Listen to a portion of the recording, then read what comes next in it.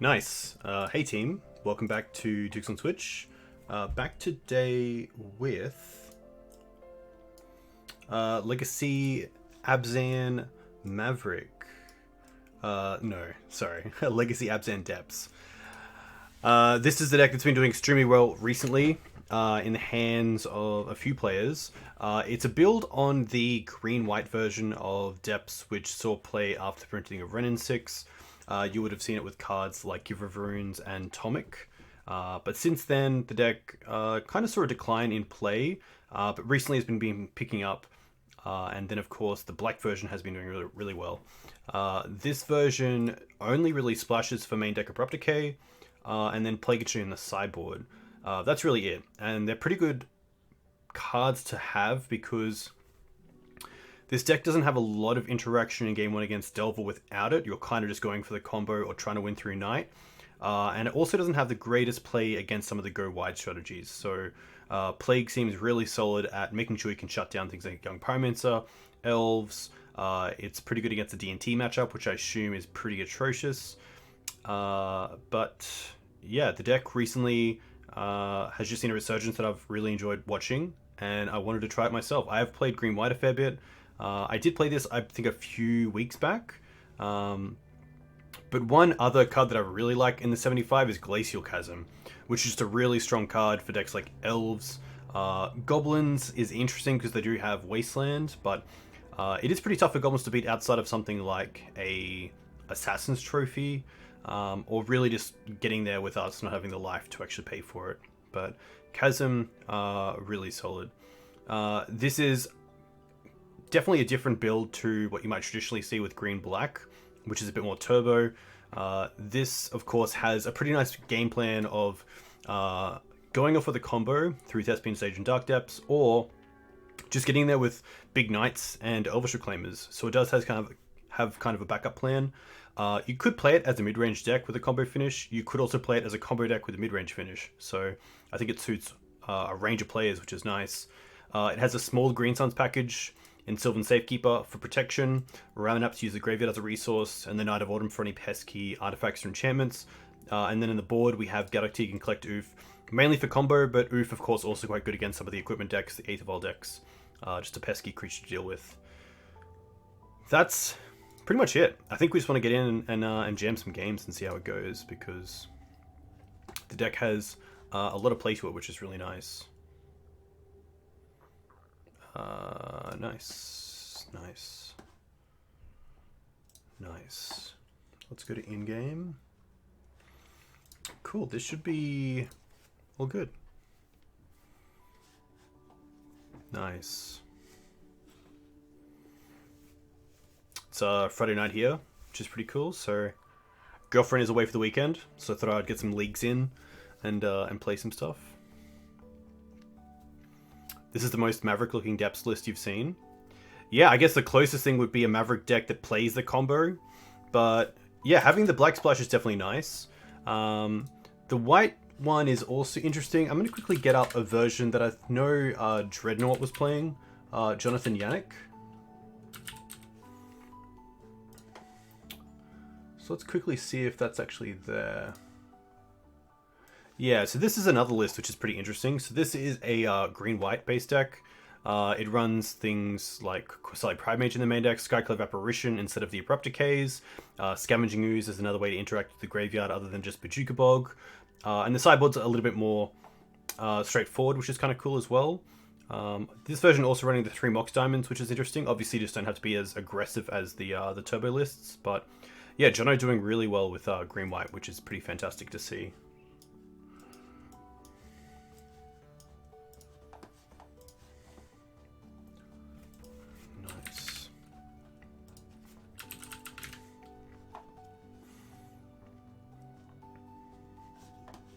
Alright, let's do it. Screen looks good. Up against Iron Claw.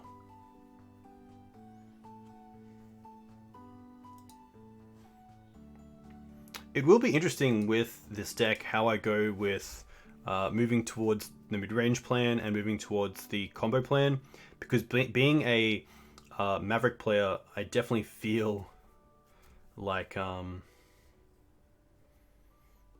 want to go for the mid-range plan. This is probably an okay hand because it has a turn 1 Sylvan Library. And then we can find the land for the second Mox off the library. So I'm going to keep this. Chancellor. Okay, that's not too bad either, because if they don't go off turn 1, then we do have Mox Diamond to pitch to Chancellor, and then just have up Crop Rotation for Bojuka Bog in response to any sort of shenanigans. They're going to Entomb first.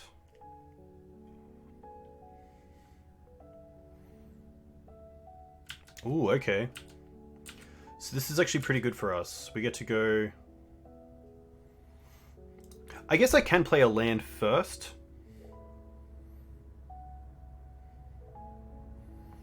And then just pitch... so we can go Windswept Heath, crack for a Savannah, play the Mox Diamond, pay for it through Chancellor, discard the Wasteland, and then we have Open Crop, which is pretty good. So I think that's the play.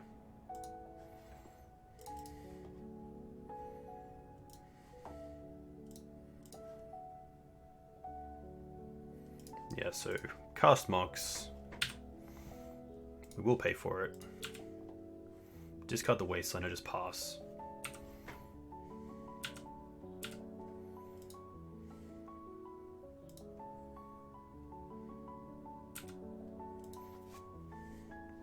So here, if we see like an Animate Dead or an Exhume, we do have Crop Rotation for Bojuka Bog.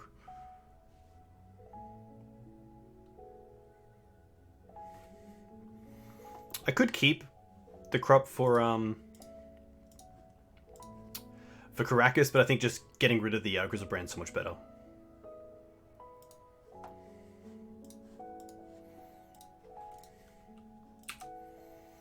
It's pretty good. Reclaimer, okay. I think here it's just going to be the Sylvan Library, just to really get ahead. This is definitely a matchup where I'm not too concerned about my life total, so I can use Sylvan Library pretty aggressively to maybe try to draw 2 lands so I can play both Knight and Reclaimer thanks to the second Mox. Okay. I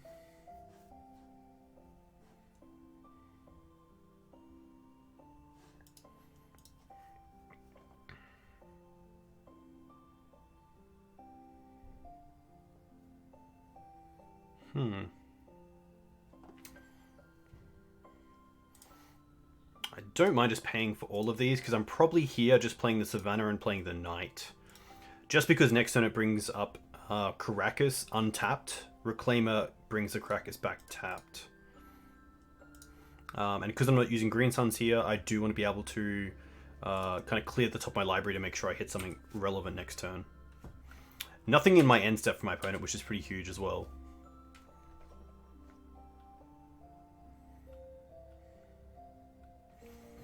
Yeah, pretty tough for our opponent. We had a really nice hand with the Crop Rotation for Bojuka Bog, so a nice game 1 to steal. This is going to be an interesting match. So there's nothing in the lands that I can really drop. I could probably consider dropping Step. I'm probably okay with 28 lands and keeping the Mox Diamonds. The Decays can come out. I do want the Surgicals. I don't mind the Deafening Silences in the path. Glacial Chasm's pretty interesting as well. Glacial Chasm is interesting because it is another Crop Rotation or Reclaimer target if I do use the Bog early on. I think Ramanap's too slow. I do like keeping Night of Autumn because I want to take out the Decays, but they still have Animate Dead as a target for Night of Autumn, which might be relevant.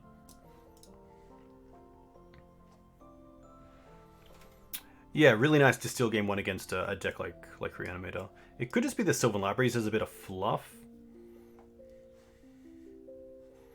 I don't mind something like this. Just because of hand disruption through Veil. I think the Surgicals definitely make this matchup even better for us, but we probably don't have to sideboard so much. But having the surgicals on the draw is really nice. It doesn't play around Chancellor like Leyline does, or Fairy Macabre, but it can really get your opponent if they go all in. We'll see what my opponent does. This hand is interesting because it does have crop rotation open, but I can't hold up both crop and veil. They began with 7 cards. So this stuff does have some sort of turn 1 interaction in crop rotation, but if we do crop for Bojuka Bog, then we untap, we don't actually have any mana to cast the rest of our spells, so I am going to mulligan this.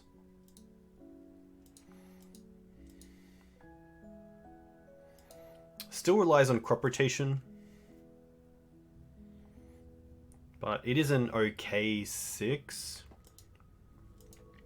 Turn 1 Reclaimer, or we can turn 1 hold up crop. I don't necessarily want to go to 5. It really depends on how much do I consider surgical to be effective against a 7 for my opponent.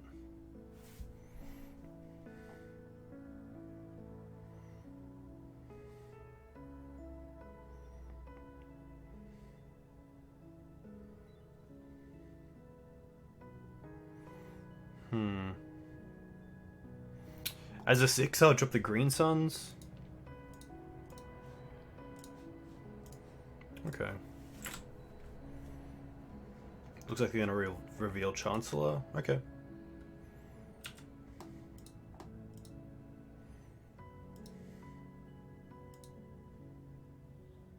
Dress. Okay.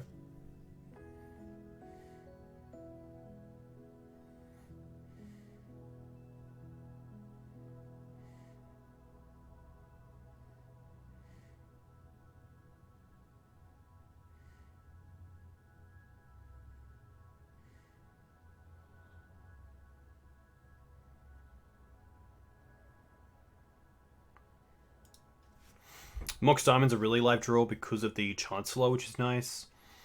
Surgical is as well because we can just play a land and then pay for the tax of Chancellor. I have some pretty good draws, and turn 1 Reclaimer isn't too bad.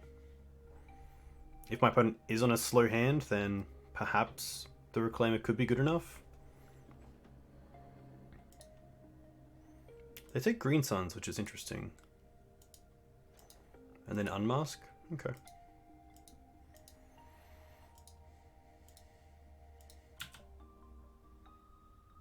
Knight.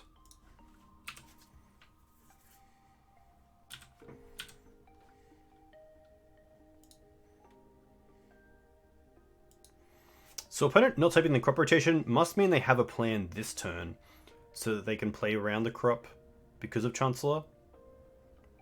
So the 4 cards left must be something like Entomb or Faithless Looting into Reanimate spell.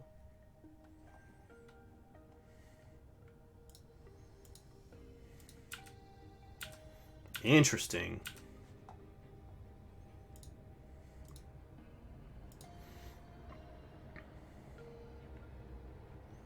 They're down to 2 cards. They didn't reanimate the Chancellor. I do have the option of Wastelanding here, but I kind of like play the Bayou, hold up crop for Bog, and then next turn we can play the Knight. Supposed to lead with Bayou? Interesting. Hey Mapson, by the way. Hope you're well. The big question here is, do I just want to use this crop rotation now to stop them from going land into flashback Faithless Looting?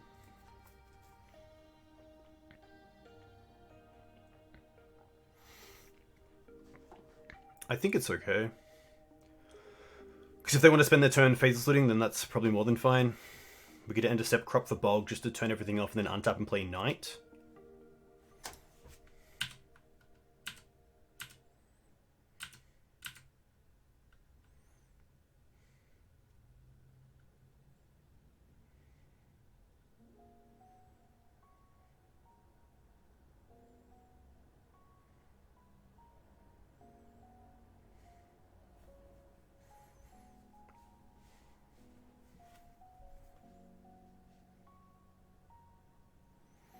Ah, very true, yeah.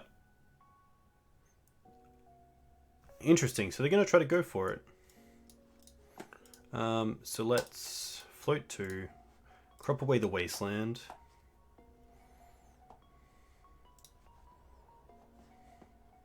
This hitting both lootings as well is pretty nice.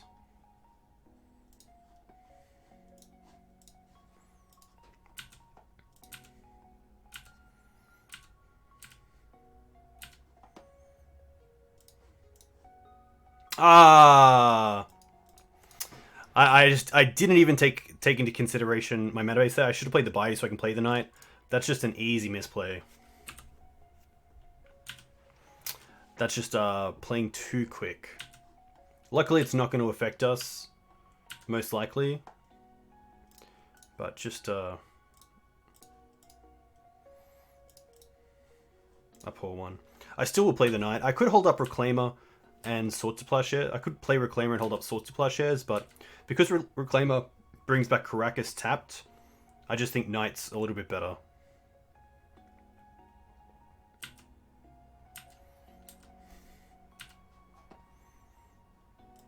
Okay. I'm probably happy just to try to go for the combo, then attack here.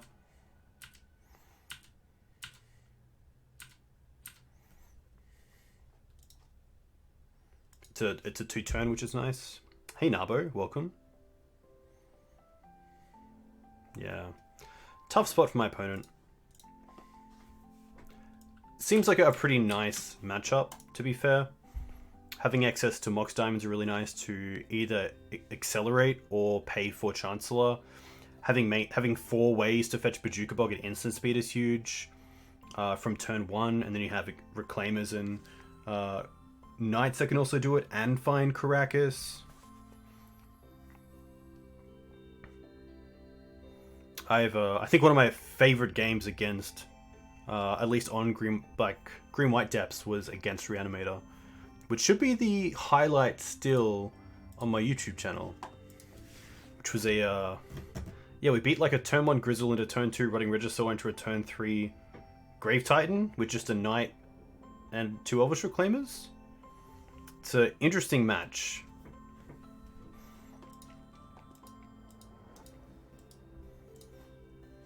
Alright.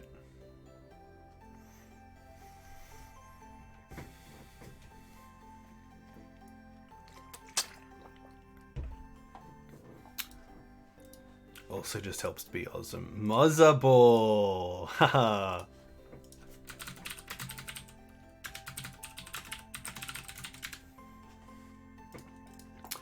Pretty happy to keep this and just go Savannah into Dried Arbor. Then we can go turn 2 Library, or maybe turn 2 Knight if we draw a land. Just gonna keep the Bog in case it's relevant. I'm not too sure what Moz is on.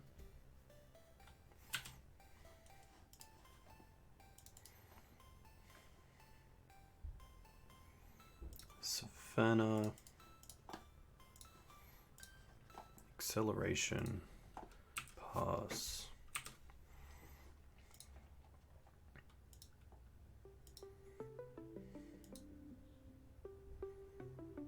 Volk. Ponder. That's okay.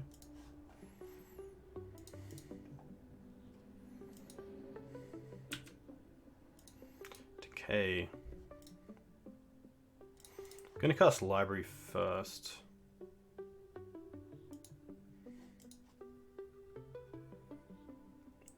It is open to Daze here, which is pretty rough, but getting forced isn't too bad. Pitching Strix. Okay. I'll play this because it means the Knight can come down next turn, even if we don't draw land. So this looks to be a Grixis style deck. Okay. Knight. I guess I should just hold up both swords and crop instead of getting in the 1 damage.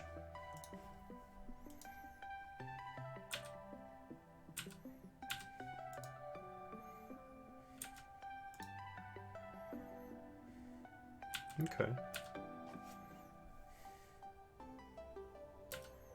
Mm-hmm.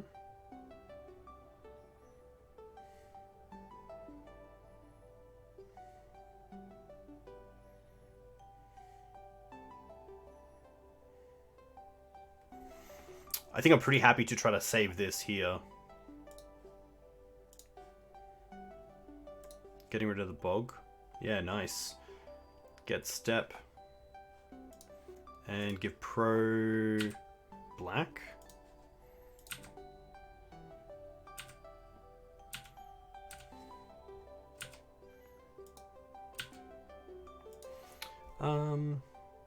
Probably happy to attack here for 1. And then just hold up the combo over 2 turns. I think that's okay. I could go after their mana, but I think it's okay to leave them with this. It's interesting though, because we've seen Baleful Strix and Assassin's Trophies, so Jace the Mind Sculptor is definitely on the radar as a card to consider. So maybe taking them off the trop is okay here.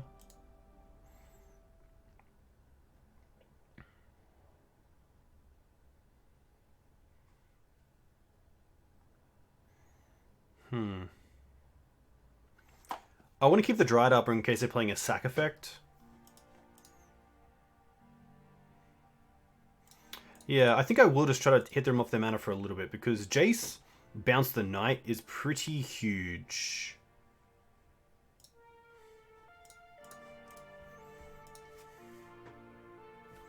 Alright.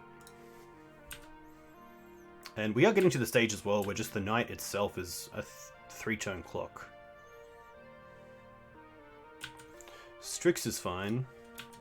This turns on Sword Plowshares, which is nice. Cephalid Colosseum, interesting.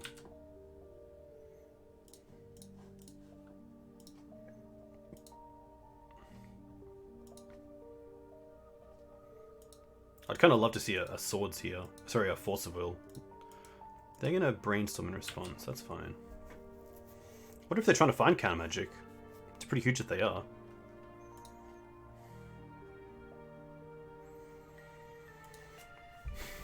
Hey, Luca Boring. Welcome. Okay, they let it slide. Another crop. Okay. Well, that is just the combo. 3 mana. Yeah, okay, we just pass here.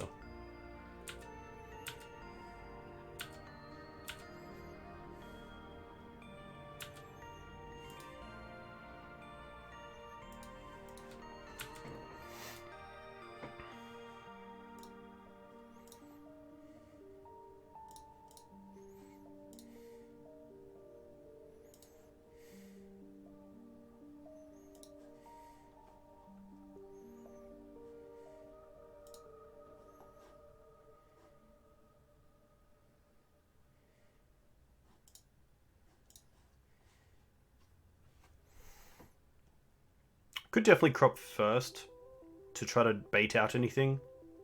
It's probably correct, yeah. Yeah, it's definitely correct.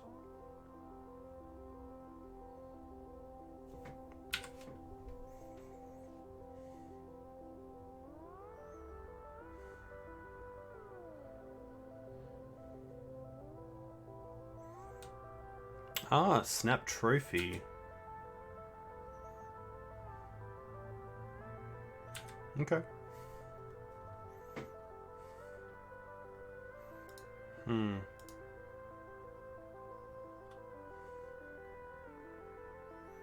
Sure.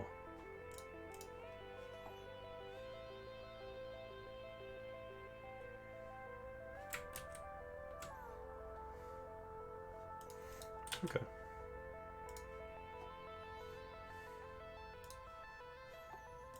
And then we probably just crop for a Wasteland, to be fair.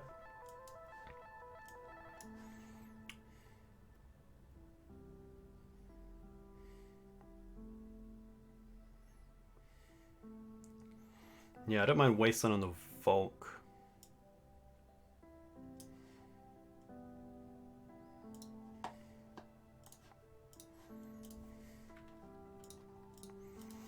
Flagstones is pretty good as well, but now we have a 2-turn clock.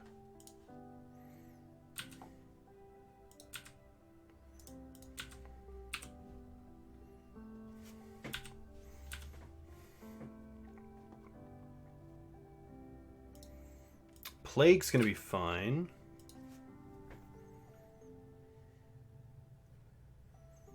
Okay.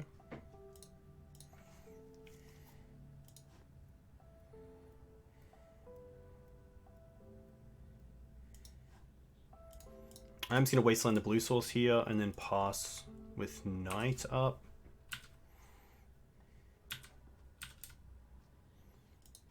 But yeah, maybe the crop was the big thing.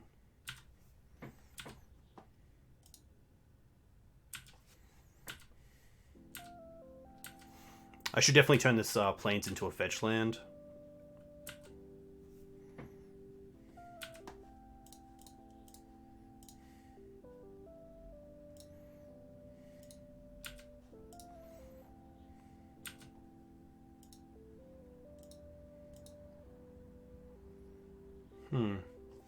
The one card I am a little bit concerned about is Fatal Push.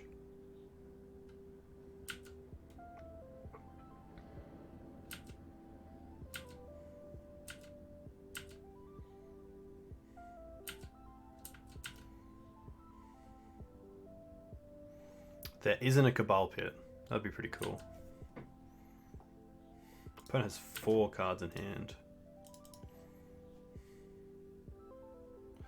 So we'll get a Savannah first. Probably should have got a Bayou. Hopefully it doesn't matter.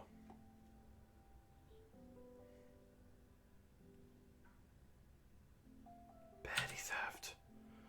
Alright.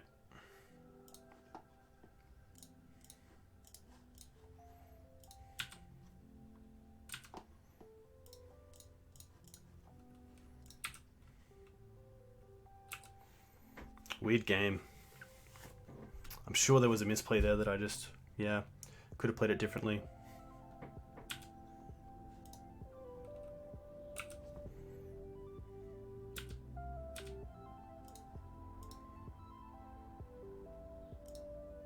Arrow is pretty good. We've already used the crop into Bog.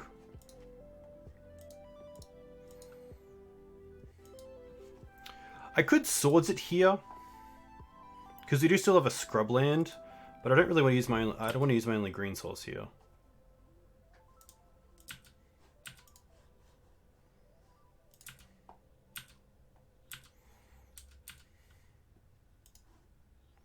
Wasteland's actually pretty interesting. I wonder how many blue sources they have left, but I do like that Wasteland is.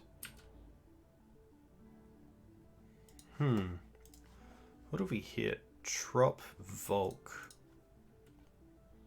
I do think the Waste is just a bit better for me. And yeah, if I do need to crop away Wasteland, like drawing another one, then that's pretty good.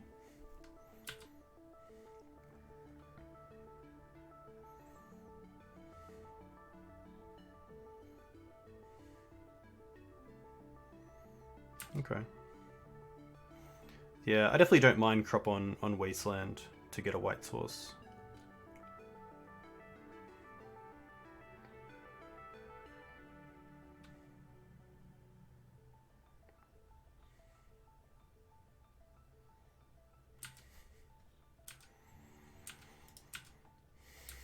But I want to keep all the sources in my deck for now, because I want to maximize the chances of drawing a white source. Nice.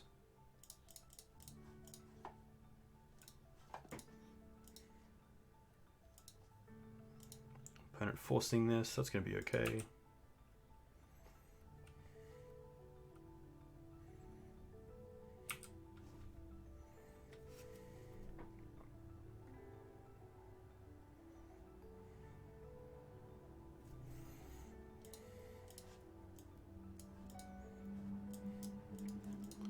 Snap Brainstorm's okay. Hey Jew, welcome. Thanks for squash tonight. It's good fun. Good on a Friday as well.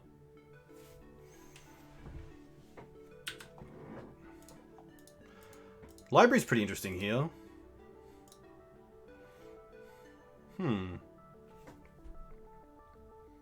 But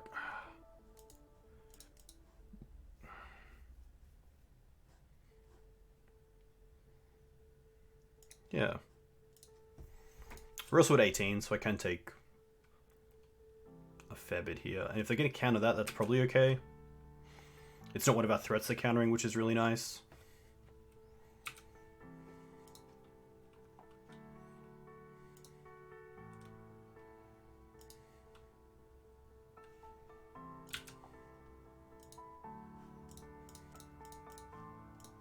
Opponent is just kind of holding up force here, but they have a third force, they have a third force. Or something else. This is fine. Alright.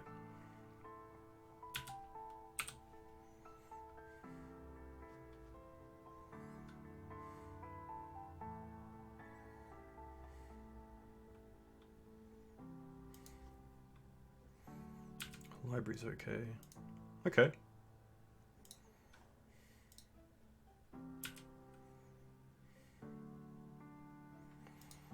I could make the 2020 now. I kind of want to, in case... Maybe not. Maybe I do just pass.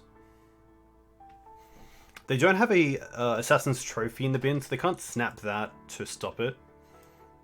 They only have one card left.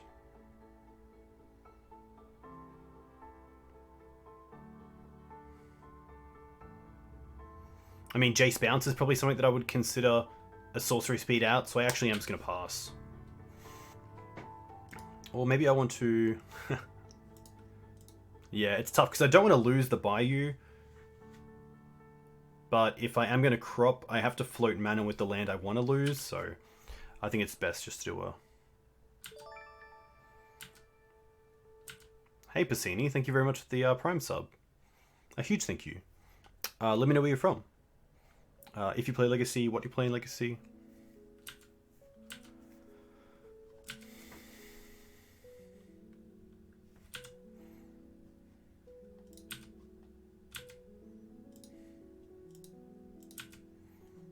Alright.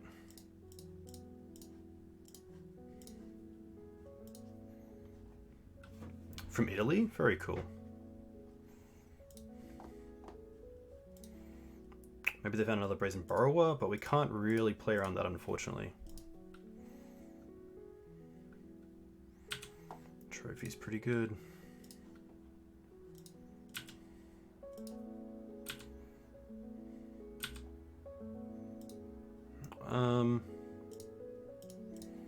Okay, that's solid. I just want to get back probably a Abrupt Decay here, so I want to get back a land, so just Savannah.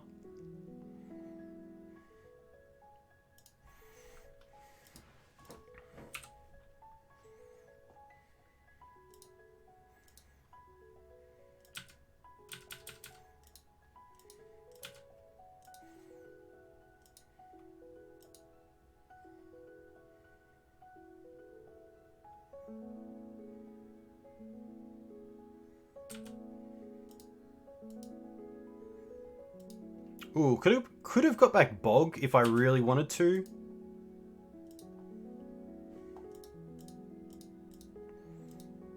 Interesting. So if they have like a Liliana Last Hope, then that's relevant.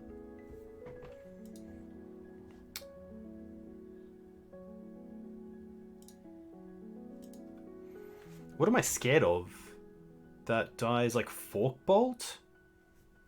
Should I be wary of... I am just gonna not block.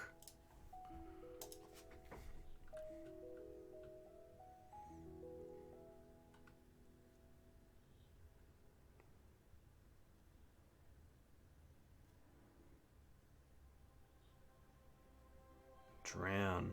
Okay. Sure.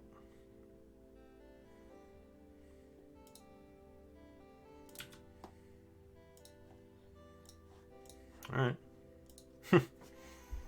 Interesting.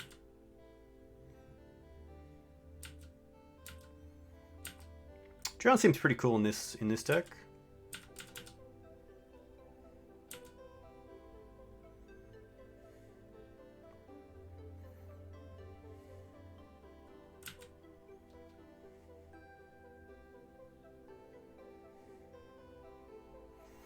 I'm probably happy trading the Safekeeper here for the Snapcaster if I do get a chance to. Yeah, and I'm probably just going to get rid of the Forest.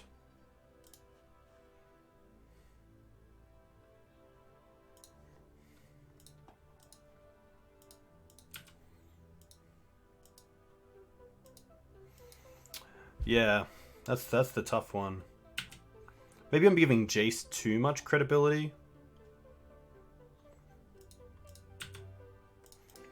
Happy to trade.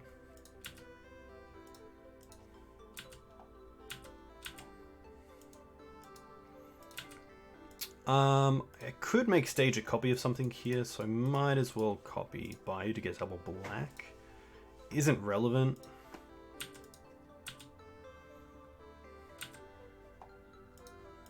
Reclaim is pretty good.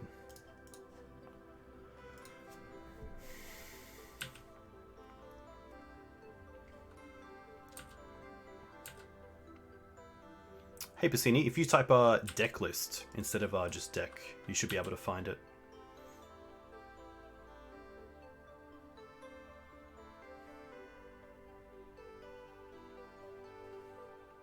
Yeah, that's very true. Definitely a lot of things to play around, which is pretty tough.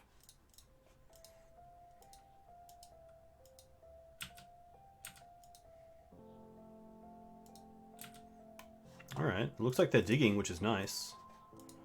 So hopefully a shuffle. They also don't have double green yet for Uro, which is pretty interesting.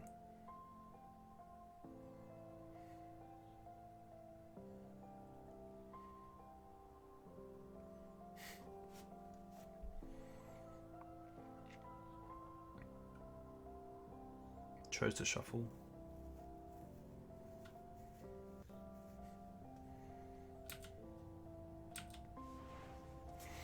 Yeah, it is a sweet deck. Definitely a lot of lines, which is nice. Is this Murderous Cut? Surely not Murderous Cut. I'm assuming it's just Fatal Push. Cling to Dust, take out Dark Depths. Okay. Does draw them a card. Oh, they drew into Fatal Push? Rough. Yikes. Okay. I think it's just Green Suns for Night, just being so big. I could also Green Suns for Night of Autumn to turn off the Sylvan Library. I don't mind that. They are currently at 4. We'll see if the Green Suns resolves first. Yeah. Just because of how much 1-for-1 removal they have, I'd rather just take them off any advantage they have, which includes Sylvan Library. They are only at 4, but it does kind of extend their hand to the top 3 cards.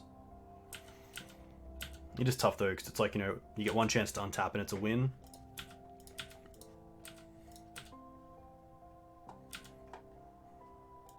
Okay.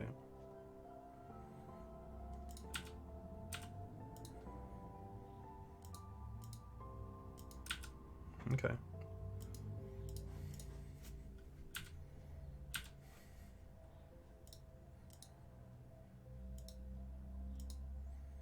Four mana. What's this? Ah, Cling.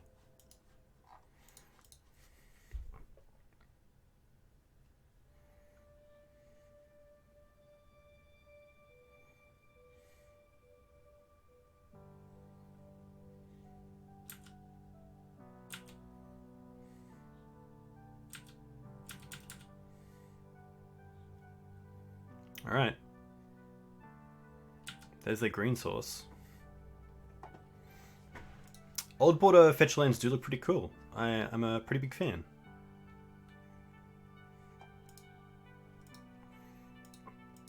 I'm going to Swords to Zero. I could Caracas it, but I think just the game plan is just so good. Is the green-white list possible without duels? I would say it's possible, but I wouldn't say it's as competitive just because the life can come up. If I was going to play a Depths list that did have shock lands, I'd probably play Turbo, because then you hopefully can just win before your opponent actually gets the ability to take advantage of you losing life.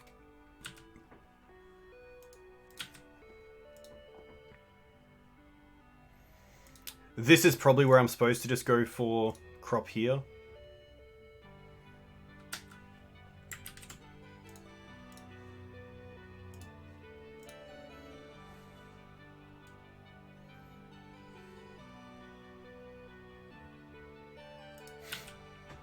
Alright, I had force, so...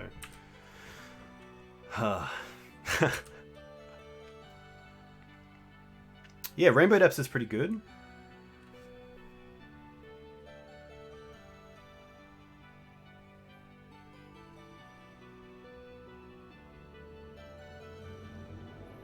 Attack. Alright.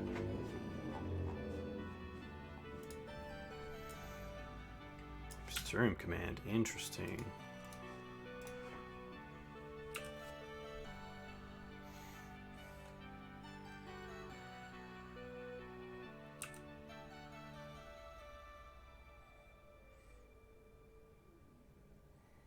Thoughtseize is fine. Yikes.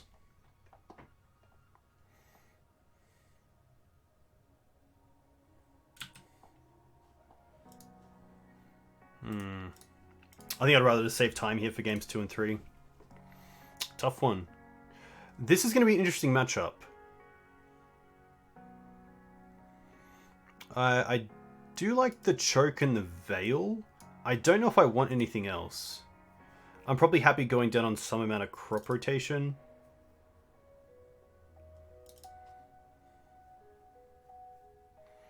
And probably a sword. Some of their threats are annoying.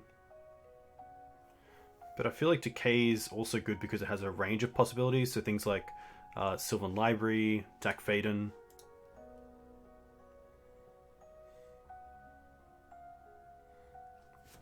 Hey Rob, welcome.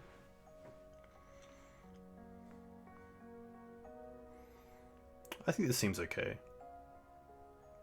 Nothing really screams I'm good against Grixis.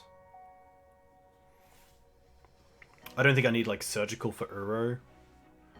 Pretty happy just to rely on Bojuka Bog and Swords and Caracas.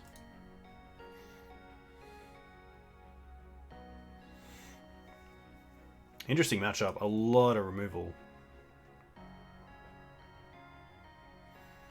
How much do you think the old borders will cost? I really don't know. I would assume somewhere around what some of the Zendikar fetches are at now. And then Zendikar fetches will drop a little bit between where they currently are and the Khans ones are. And then the Khans ones might drop a bit. Kind of like how Thoughtseize dropped in a way.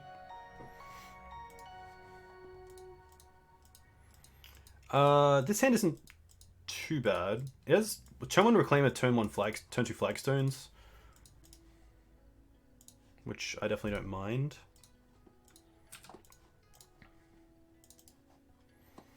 Let's go for Savannah into Reclaimer.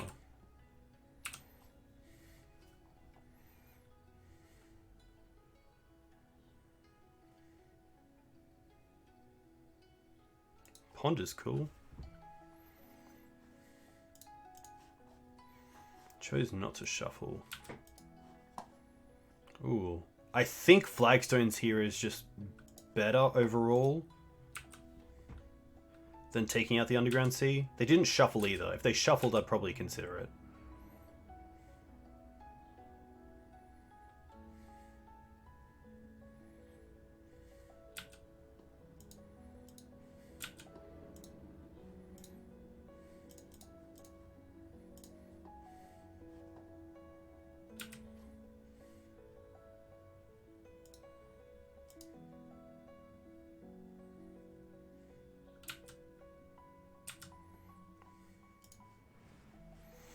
We'll get a Scrubland.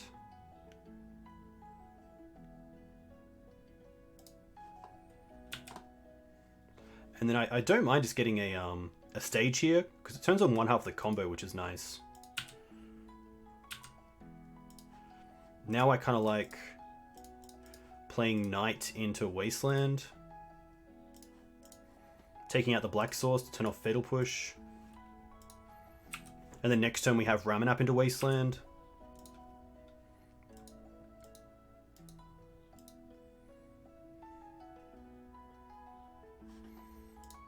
Ponder's okay. Ponder chose to shuffle. It's good for us. Oh, wow. Okay. Get back Wasteland. Wasteland you. And then pretty happy to cycle Savannah to turn on Sylvan Safekeeper. Okay. Nice.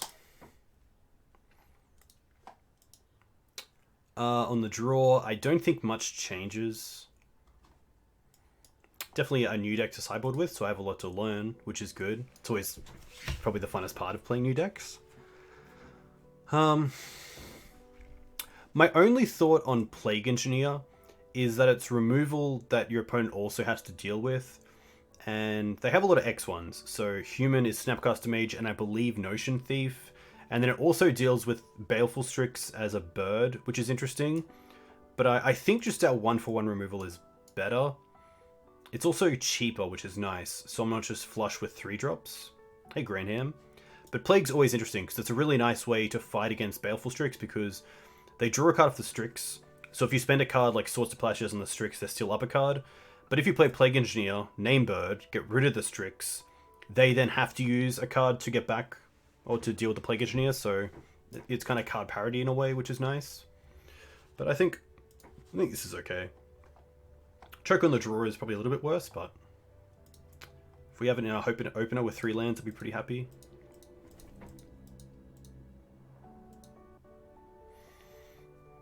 Engineer is basically a wind turbine.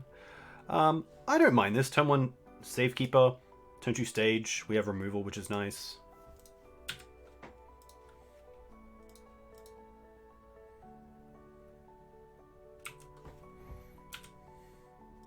Knight, okay. It's pretty good.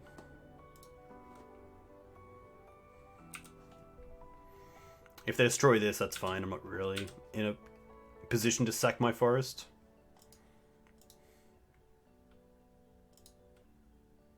That's fine.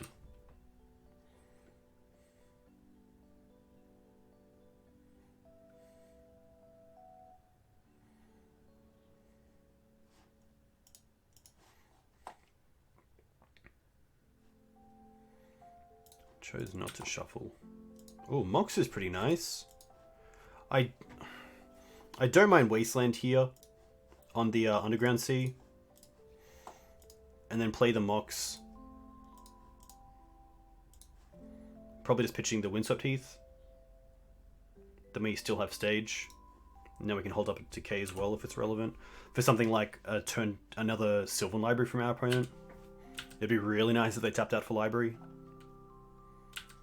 Brainstorm.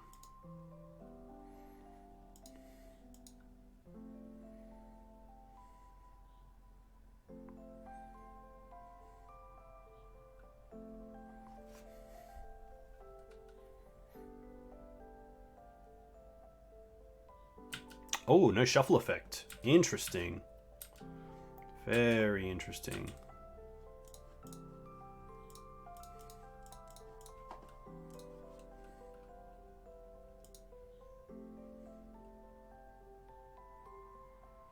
Alright. Well, we got rid of an Uro, which is nice. So they drew the fetch land.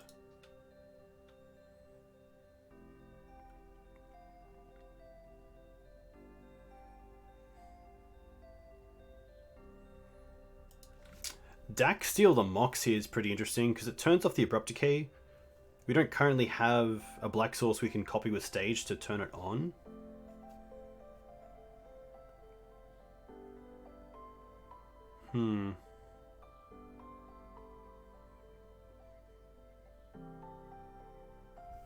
Interesting, just a pass. I'm going to play the Verdant because if they do have Dack, then at least we can hold up Abrupt Decay. Not too sure what they're holding up. Nothing.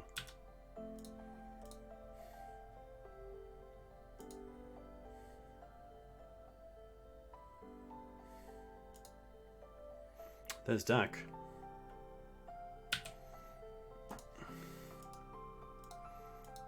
Okay. So what I could do here is just decay the Mox and then fetch for Dryad Arbor and kill the Dak. But if they have like a Fatal Push, that all goes to shit.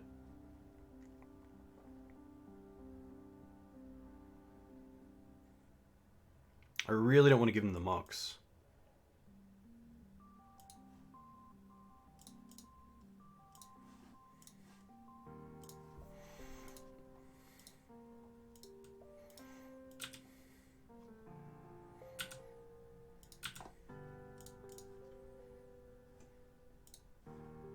One time. One time.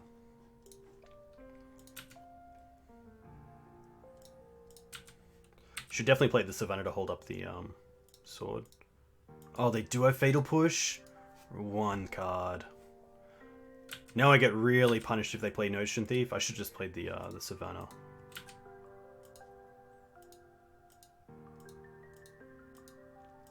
Greed.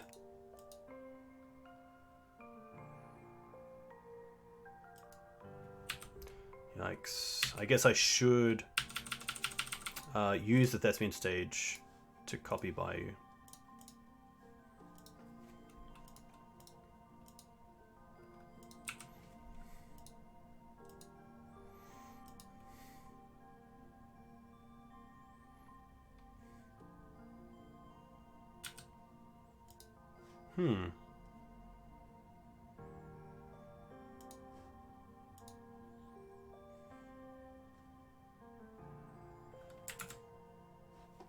It's not really a great Green Sun's target here.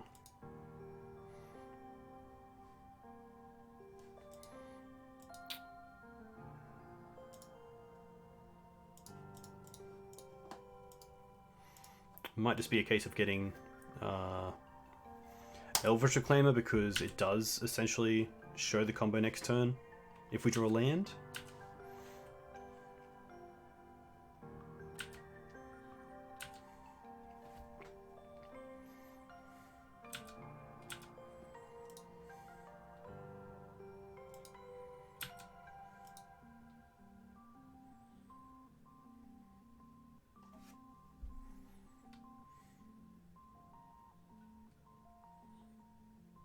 Thanks, Michael.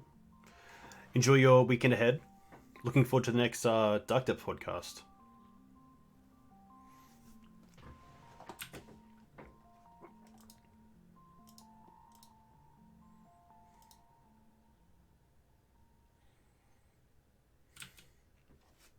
Hey, Millis, welcome.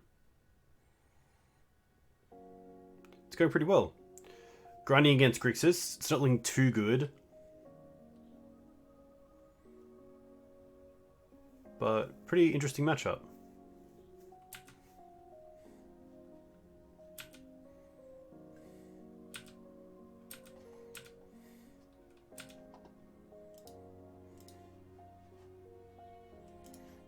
Gonna replay it. And then just Green Suns for another. Holding up swords for Notion Thief or something else. I really like the blue-red Delver decks that are lightly splashing for things like Sylvan Library and Clothis in the sideboard. They're pretty cool.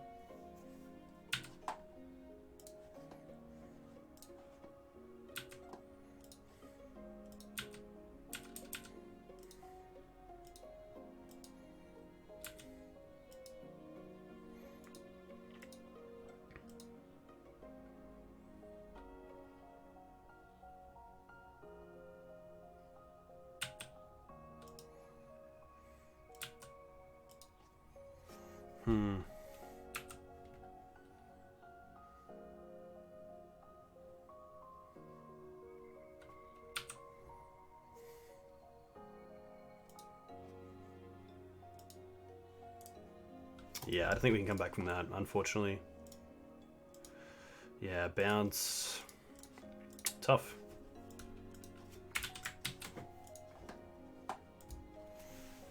Grixis, yeah, really strong. Seems pretty tough with the amount of 1-for-1 removal they have, and then just the card advantage of things like Jace, Uro, Dak, and Sylvan Library. Pretty hard to beat. Some interesting plays though, which is cool.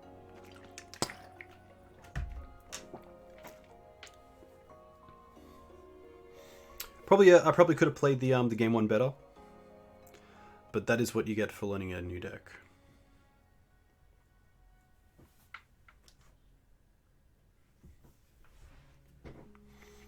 Yeah, you don't really see Dak in Legacy. Obviously, it's probably popularized by Styfro Chase with Styfro Pile, but outside of that, you don't really see it other than people trying out some kind of like brews, I guess, which is cool. Yeah, so I'd probably just say the Styfro. Sadly, I won't be coming to Melbourne. I have a music festival on up here, so I won't be free that weekend, which is pretty tough, but music festival should be pretty good. Alright, up against Neville's. I'm going to mulligan this. I think the mana's just a little bit too rough, especially with the Dark Depths not tapping for mana. This is a one-laner that can green suns out of it, but if we don't draw a land, yeah, I'd rather just get the mana online. Alright, well, I'm going to get the mana online and drop the 2 swords.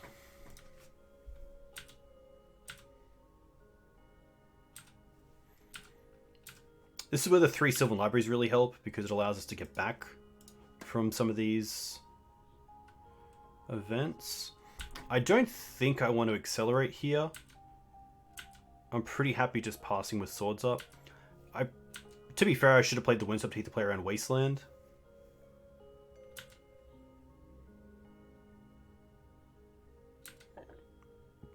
It's double Underground Sea. Definitely feels like an Ant style deck.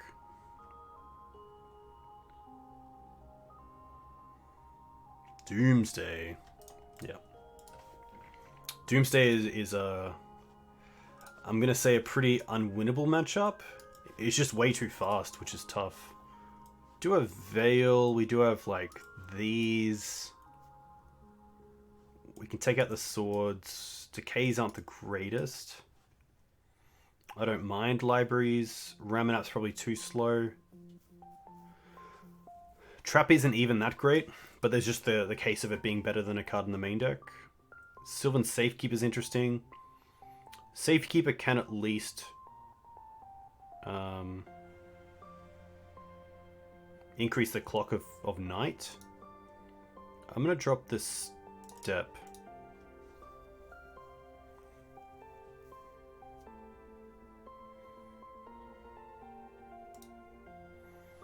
But yeah, Doomsday is a pretty tough one. Alright, I guess we keep this because Deafening Silence, but that's about it.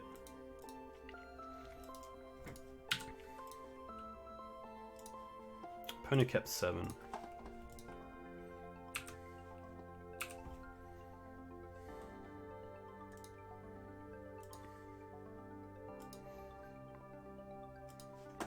They go for an Underground Sea, which is nice because you get to Wasteland it. Chose to shuffle as well.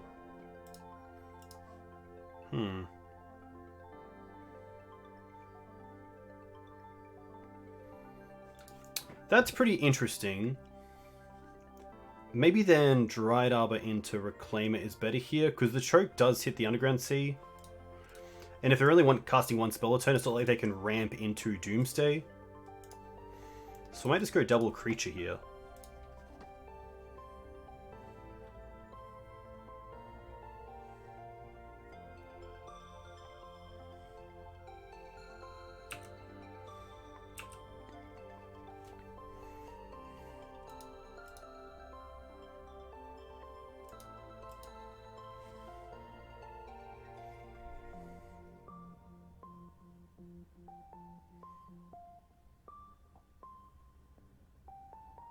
I'd love for my opponent to not get a swamp, and then we could choke them next turn if we do have a turn. Bayou, okay. Sylvan Library, okay. Well, Happy to choke. Force. Alright.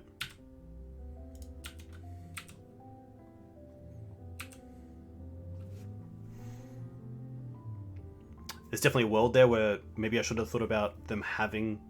If the choke doesn't resolve this turn, they then untap with most likely 3 mana thanks to the Sylvan Library, so Doomsday is pretty relevant here.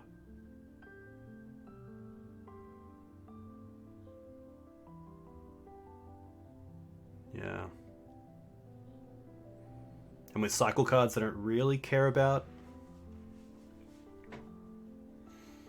their mana. Oh, the Deafening Silence.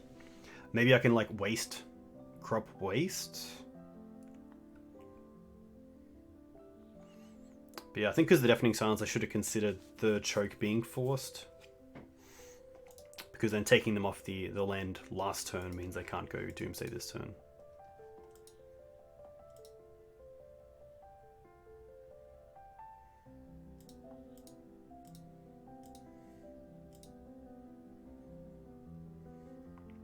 At least Crop into Wasteland puts 3 creatures in the bin, or 3 lands in the bin, sorry. Which kind of makes it a 2-turn clock.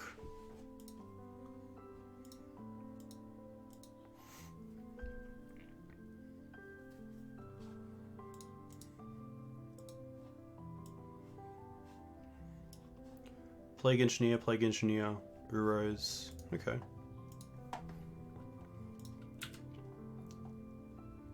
Trap. Not the greatest here.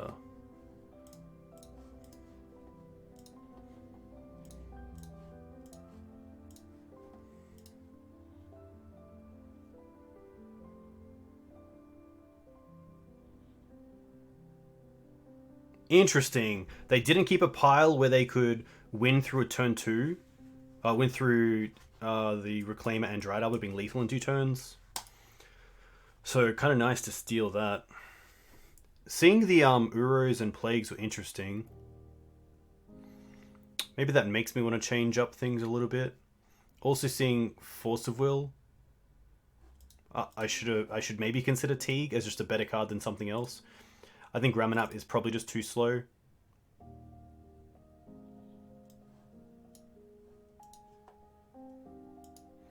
Teeg does stop our own Green Suns.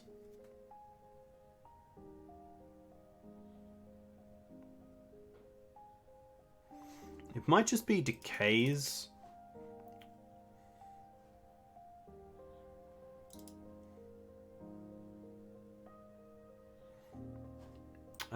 As my removal, because it hits a number of things, including Sylvan Library, which is nice.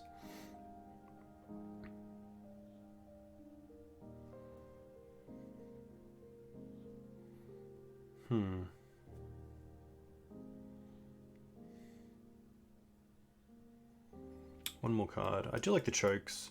There is a world where Trap is okay, but most likely it's irrelevant. If we have like double Mox Diamond, we can hardcast it.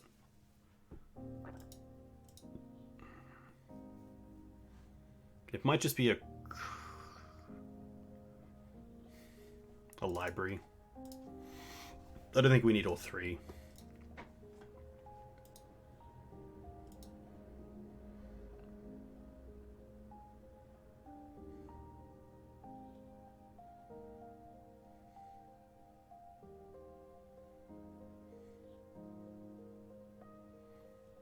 But yeah, this is a tough one. A lot of our sideboard for combo decks doesn't really line up well against Doomsday.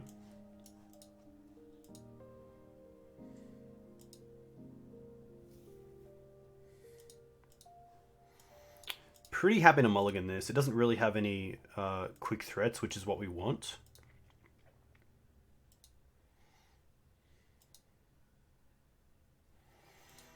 So we could just I'm trying to see how early we can get the combo online here. Turn 1 Windswept Heath. Turn 2 Flagstones Pass. We can use Crop sacking the Flagstones to get Thespian Stage and a land. We untap with 2 mana and Thespian Stage. We then play a land and then we have up the combo. So that's turn 3. But maybe that's not even good enough. What does chat think? Turn 1 Windswept Heath. Turn 2 Flagstones, sack it to crop, get Thespian Stage and a land, untap with 2 mana and Thespian Stage, and then just have up. I'm gonna see how that goes.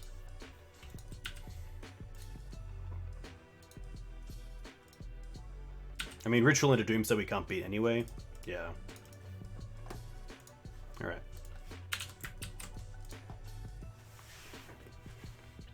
Turn 4, yeah. Turn 4 kill. 3 we get it together.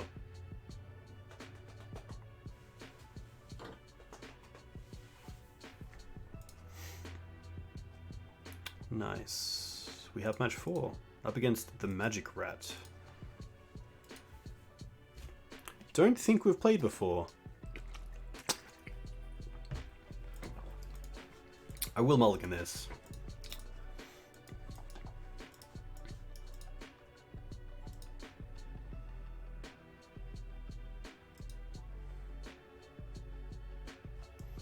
Just a little bit too heavy on the mana.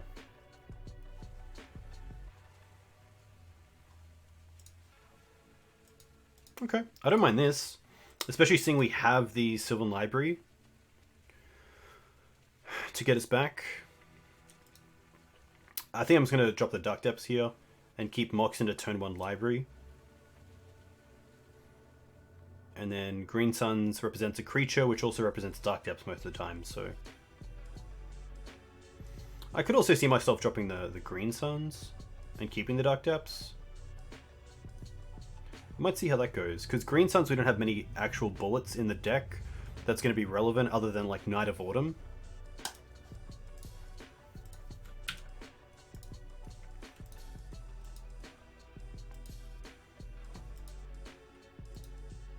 Windswept Heath. Ooh, a fair deck. Could be Maverick.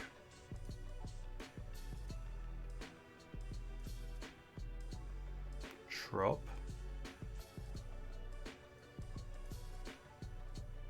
Okay. Sure.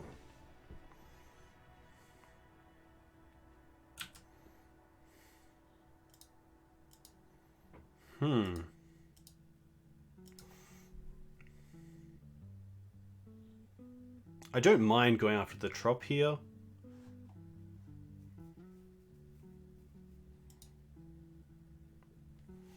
But the turn 1 library is pretty nice. It just doesn't play around days right now, which I think is okay. I'm probably happy dropping the Wasteland because I can find one with the crop.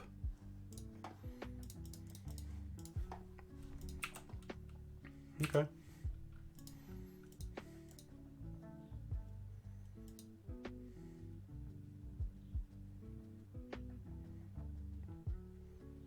Wasteland's pretty good.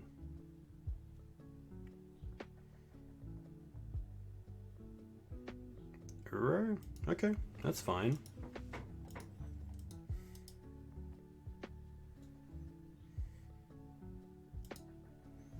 Field's okay. A little bit slow.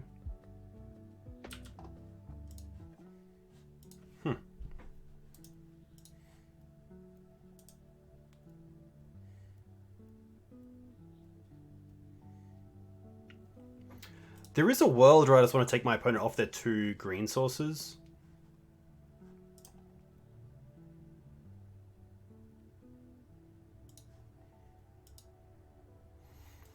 But that is pretty risky.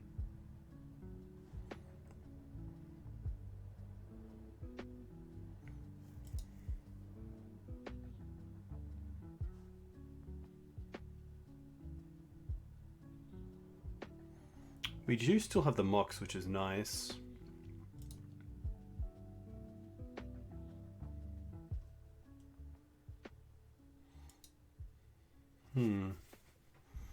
I don't mind taking them off the Trop and keeping them just on Forest and 2 colorless lands.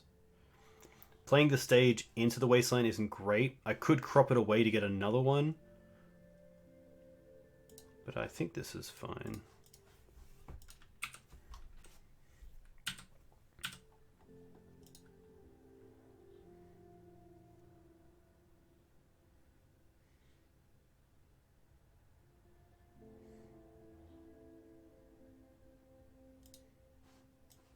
Loam.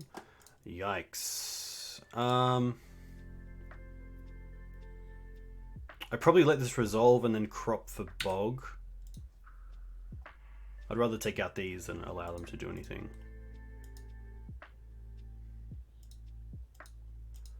Library's pretty good. Yikes. I do want to use my mana here as well.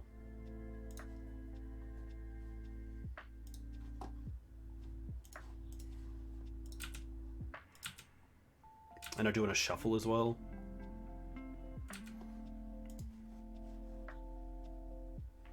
Okay.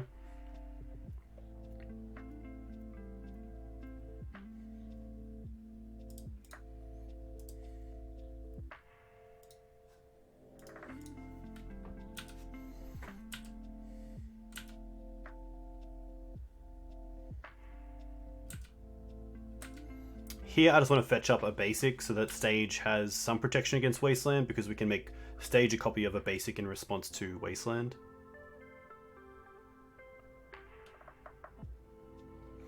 I was running White-Green Depths, but I believe I was playing Mox. Let me have a quick look.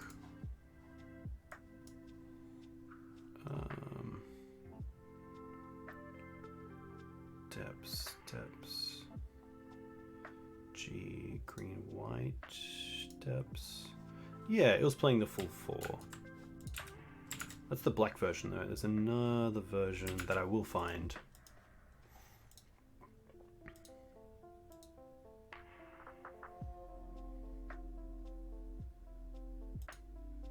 Leovol's okay.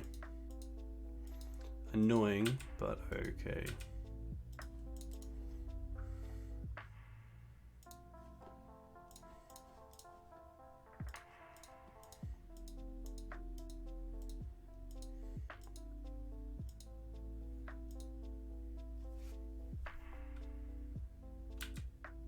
Oh, interesting. Definitely easier on the wallet, which is nice.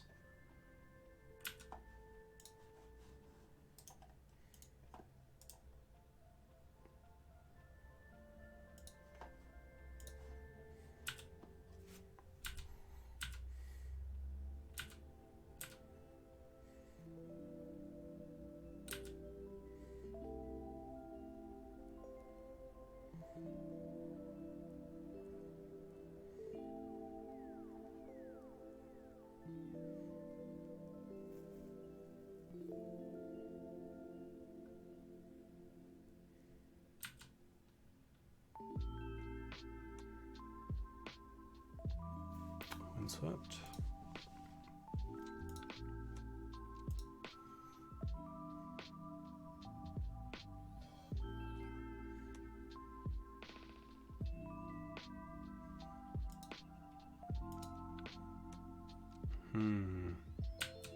Ooze is annoying, but okay.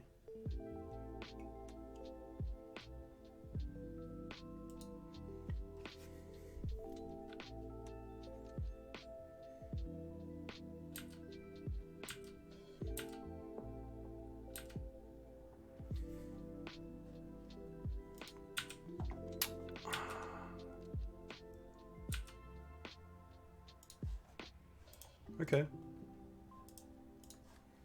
That's better.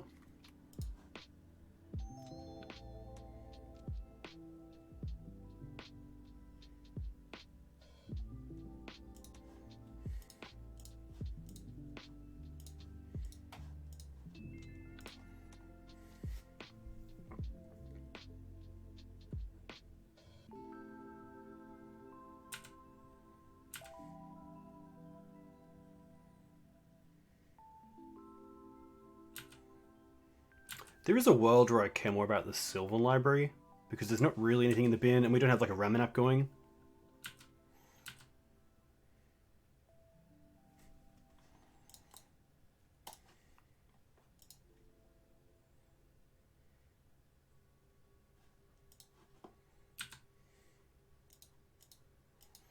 End of the draw step, I'll also just peel the stage and try to get the Wasteland off the field, because then it takes the field away from being online by one more land, And the field is pretty scary.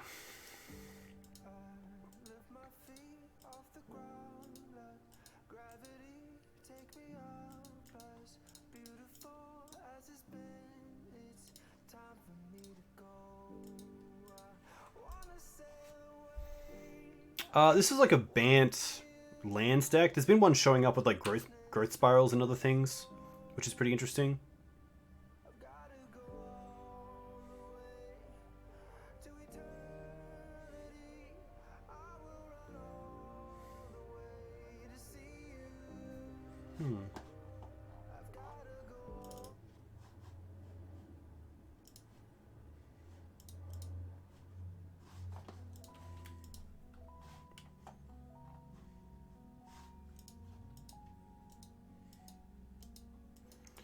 Knight's gonna be game. We know what's on top as well. Path, Force, Surgicals.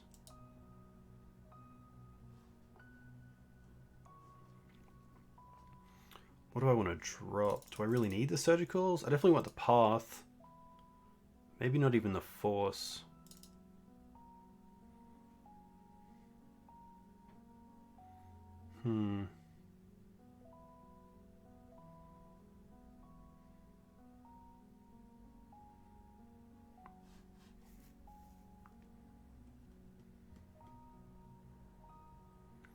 This is actually a tough one. So there's not too much that I want. I feel like the matchup is... Well, the deck, at least on paper, looks fine. Ramanap, Knight of Autumn, Knights...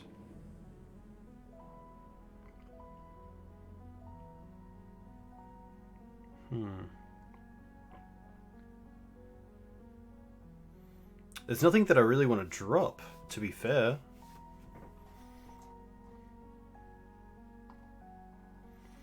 Like, maybe it's just a Dark Depths?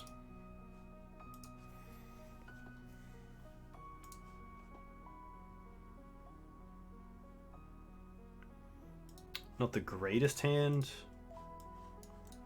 Turn 3 Knight. Okay. I'll keep this and probably just bottom the Sylvan Safekeeper and just go turn 1 Reclaimer, turn 2 Library.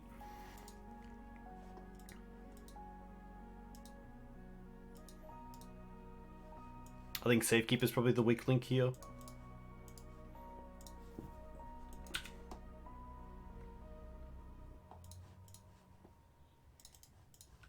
This deck is pretty fun, but one little hiccup and you can really crush your chances of gaining the advantage.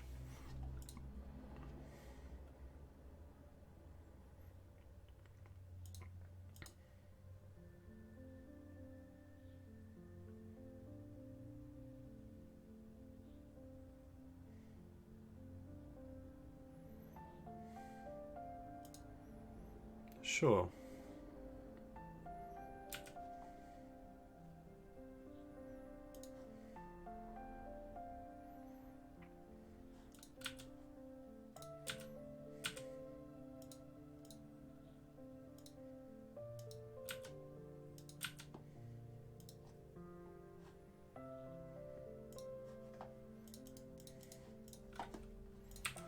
I'm going to keep the fetch land for now, just in case there's lands on top that I don't want with the library. We'd also have Crop Rotation as a shuffle, which is pretty interesting.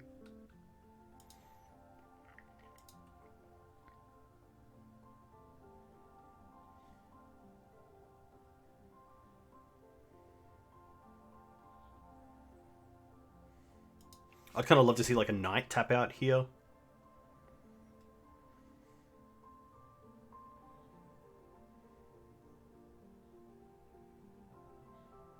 Loam's okay.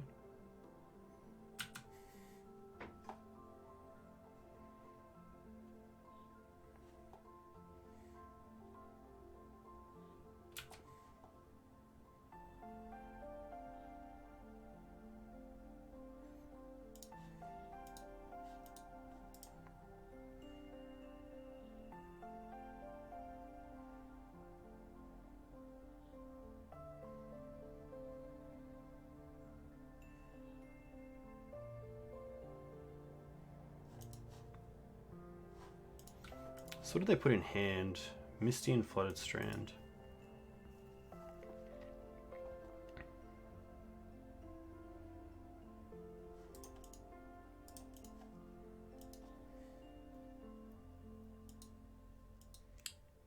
Yeah, I'm pretty happy to.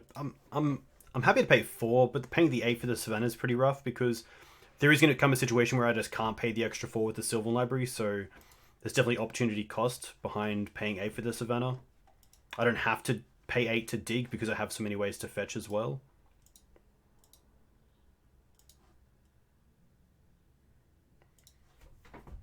I'm pretty happy just holding up Reclaimer here.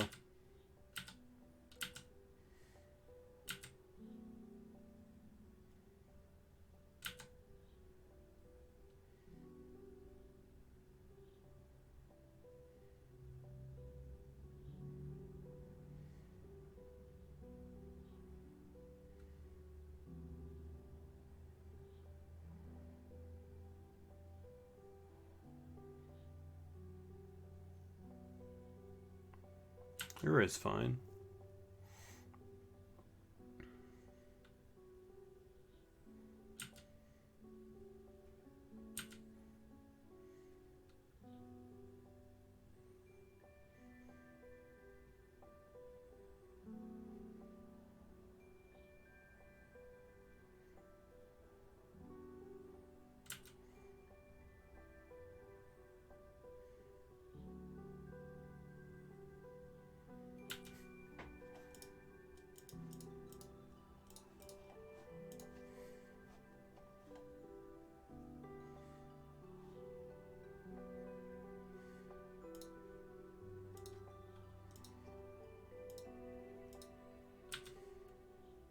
Mox Diamond would be a really nice find.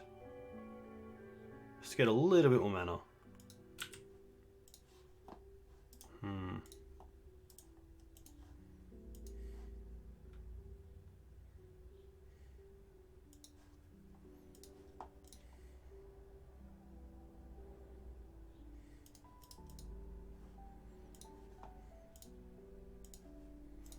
going to get a Safekeeper here and then pass with double Crop Up.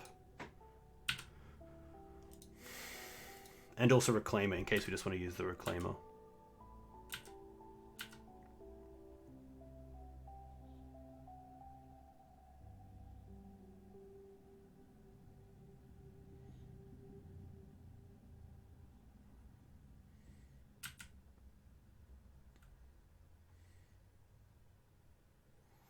Still not worried about the Eero in the graveyard because there's only the Loam there.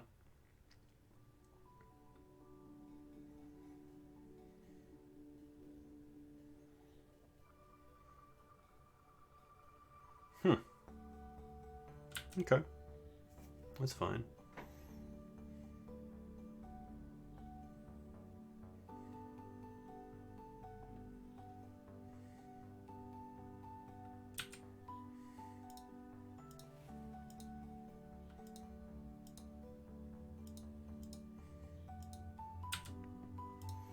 I will fetch here.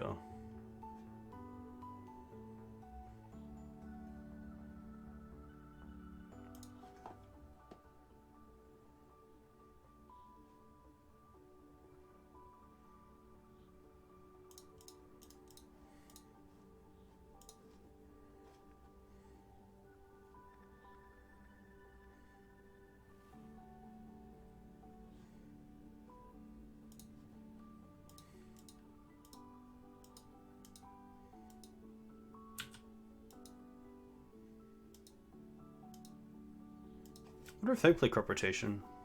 Wouldn't be surprised.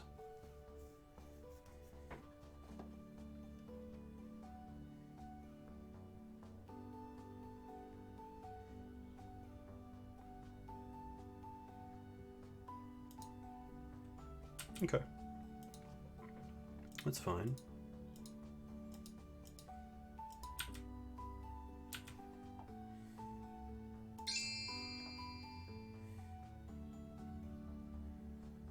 Play Wasteland, which allows us to hold up Crop Rotation and Dark Depths. Could also just go for Dark Depths here, which is pretty good. I can't really play around crop rotation because they're going to have it during their turn as well, most likely.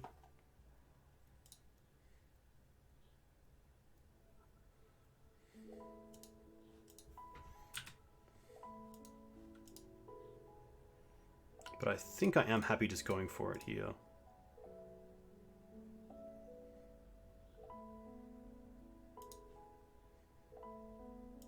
I could waste the fetch, but I'm not going to play around crop.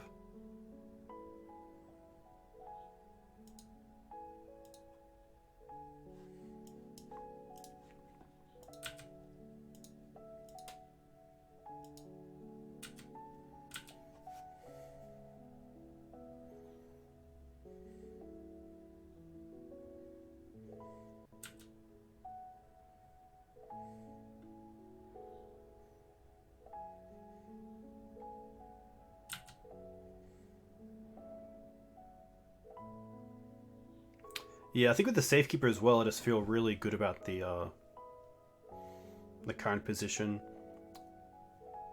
They also have to use at least one card and then get the fetch land into the bin to make the Uro castable, which would put them up to 22.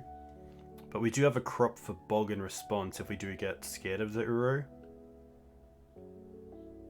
Swords, okay. Let's go to give Pro pitching the Wasteland.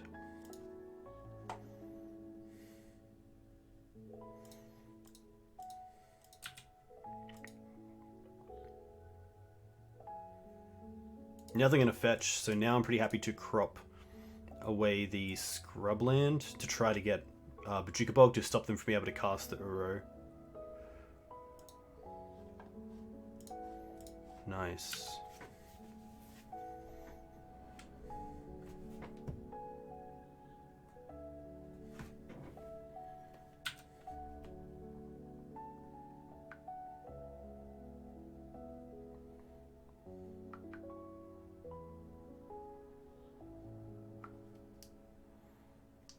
Fetch resolves.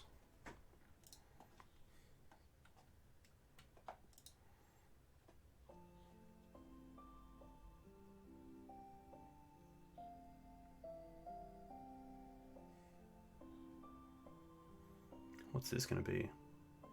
Because we still have lethal through an Uro thanks to just attacking with everything. The 3 life puts them to 21.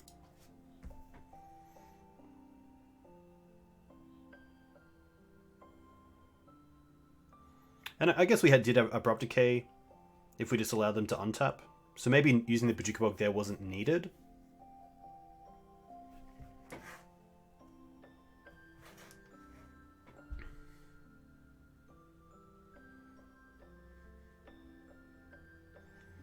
I guess there's a world where they could swords their own Uro. Hydroid Crisis. Ha! Okay, that is going to be fine.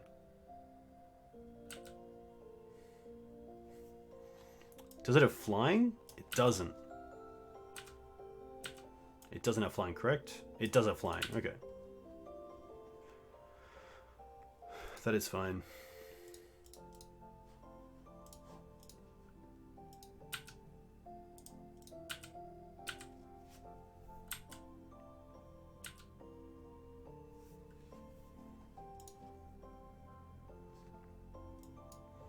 Alright, chat. What do you think about sideboarding? Do you think there's anything worthy of sideboarding here, like chokes? I don't think they play... It's just a tough one. The Loams as well are pretty tough because Loam makes me not want to be aggressive with Wasteland. Maybe there's a world where Surgical is okay. Have a think. I'm just going to get a drink. I'll be back in a second.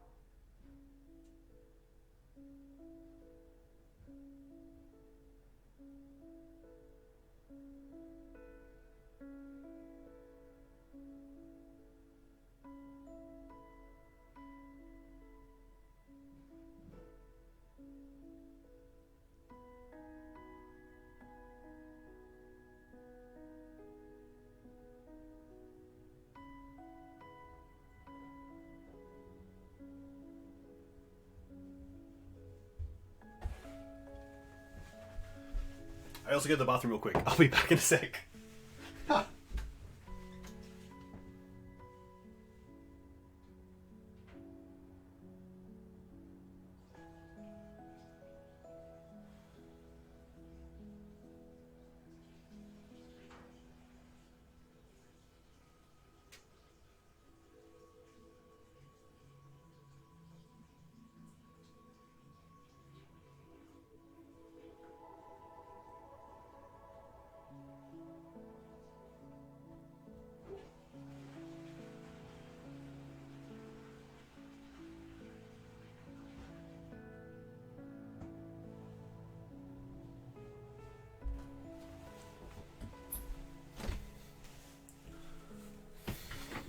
20 seconds. Fan of one surgical? What do I take out? That's the big thing. Maybe like one library? I think that's it. I think 2 libraries is more than fine. Yeah, nice. Okay. Cool deck for my opponent.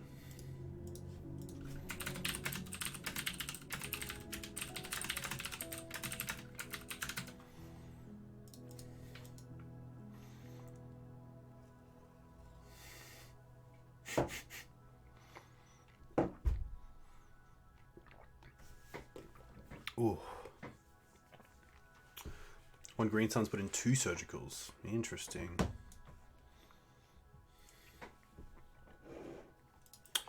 Yeah, green suns is pretty nice. This is an interesting hand.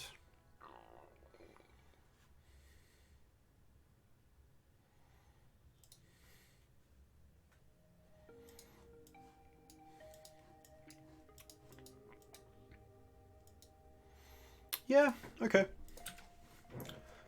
I think it has enough to go with. We have acceleration, we have removal, we have a nice big knight. Oh, that's their start? That's fine.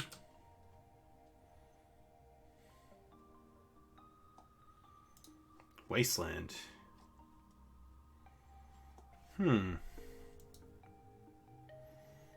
Could just Wasteland here, which is interesting. I think this makes me feel like it's a weak spot, so I am pretty happy to hit. It is a hard hand to assess, Headshot Catcher. It's very true, because a lot of these cards could be anything.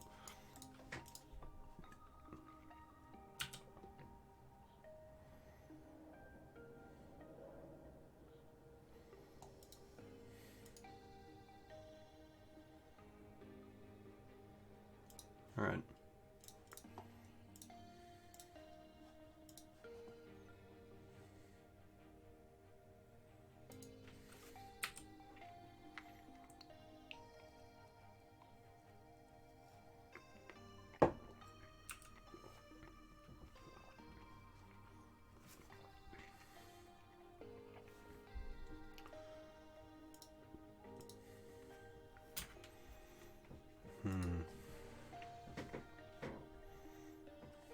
Right.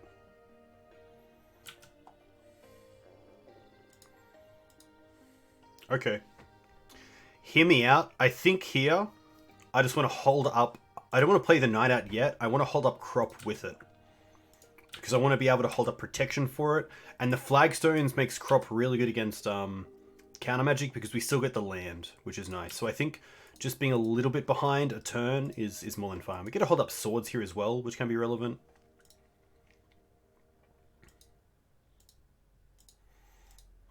And even hold up crop here, which is pretty cool.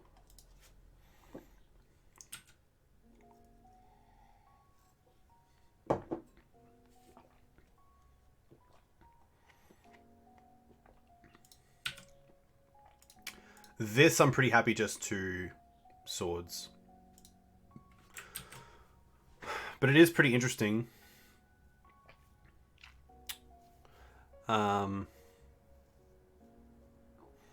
Because swords is currently my answer for something like Another Reliquary, and we do have crop rotation for bog. So I think because there's more targets for the swords, then I'm happy just to let this slide.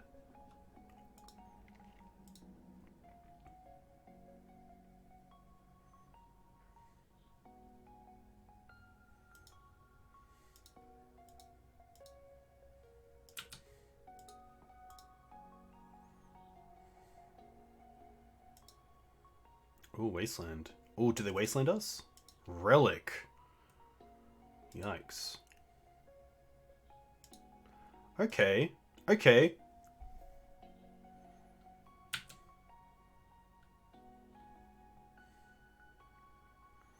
I don't mind turning the flagstones here into Thespian Stage.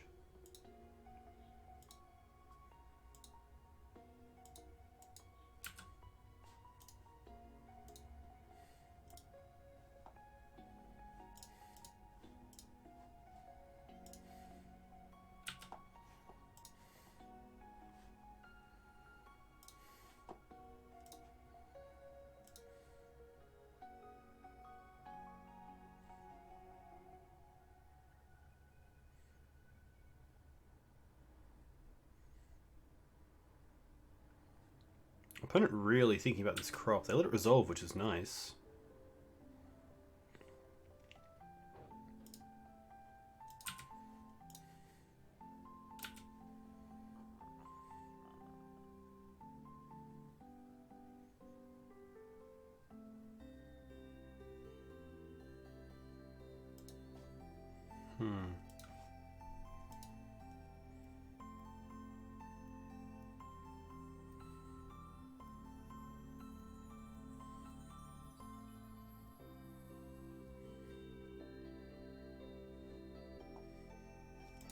I think I want to play the knight and hold up crop to protect it. So I will just play Scrubland.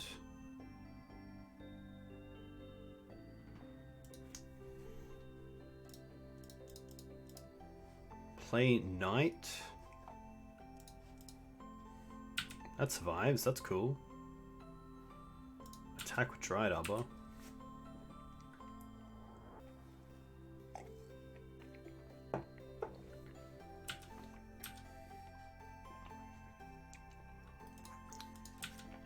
There is a thought to holding up the forest instead of the savannah holding up swords and crop rotation, because they could do something like Wasteland the savannah, change phase, and then we don't have the ability to float mana between phases, of course. So maybe if I am really trying to protect the knight, I just have to say I can't swords this turn, but I can hold up forest, which means I guess Ghost Quarter in a way means that the forest isn't safe either. And that the flexibility of having both colors up through Savannah is maybe an okay call. But yeah, there's definitely some consideration between these two.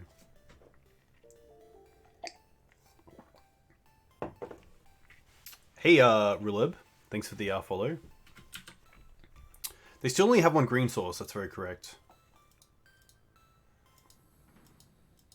They do have a forest, I believe, so they could potentially Ghost Quarter themselves if they were in a really dire position, but for now, not too bad.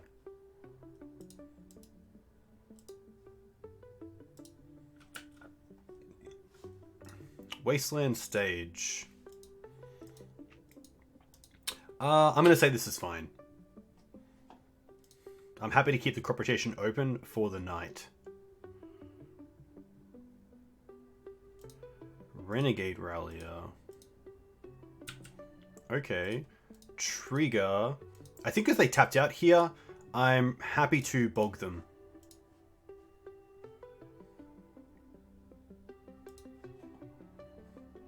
Hey Moz, welcome.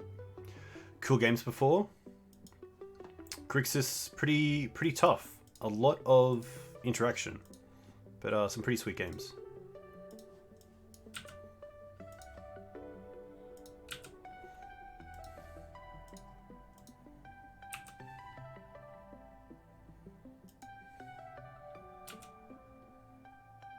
Huh. Alright, well, Swords Rallier. Land.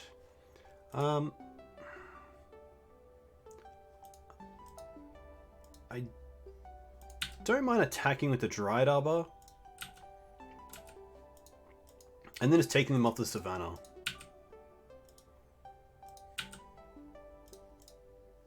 I could also hold up Knight, because that means I can hold up Step. But I think taking them off green is fine.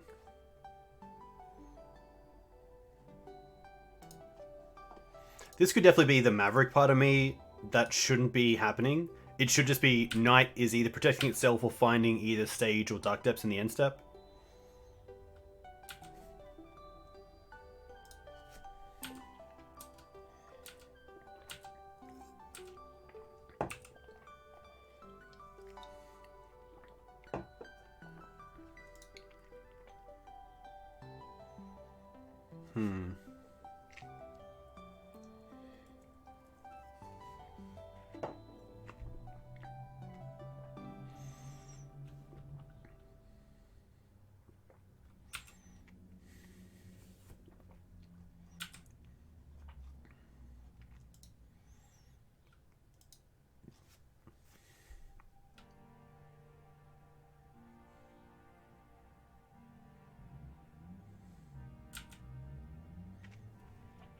Interesting, they didn't draw a land. Wow. Maybe they can discard Loam? But then they have to find a green source anyway to cast it. Wow. Nuts. Very cool to see the Knight pay off.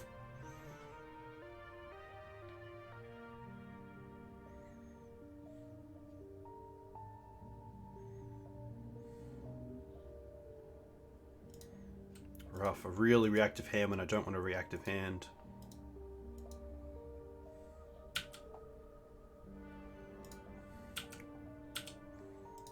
Pretty happy to put them to 5. And then just hold up Knight. I could waste the quarter, but it's not doing too much now, which is nice. I'm trying to just get there in a fair manner.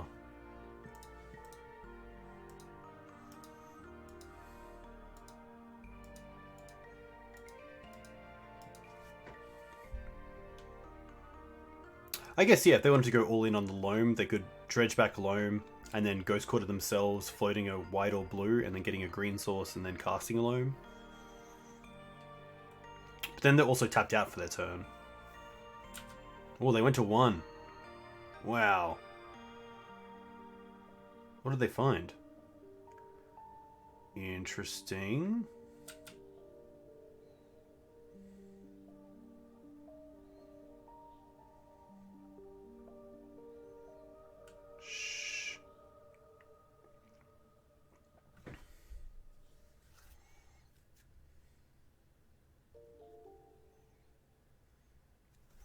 I don't mind pathing this now, which shuffles the top of their deck, because maybe they think that they can put in a land here and act like they have like Swords to Plowshares for the Knight. So I don't mind making them shuffle. They do get a tapped land here, but I think that's more than fine, because if they don't find a land to put in off the Uro, then we can just get there with this Knight and the Dryad Arbor.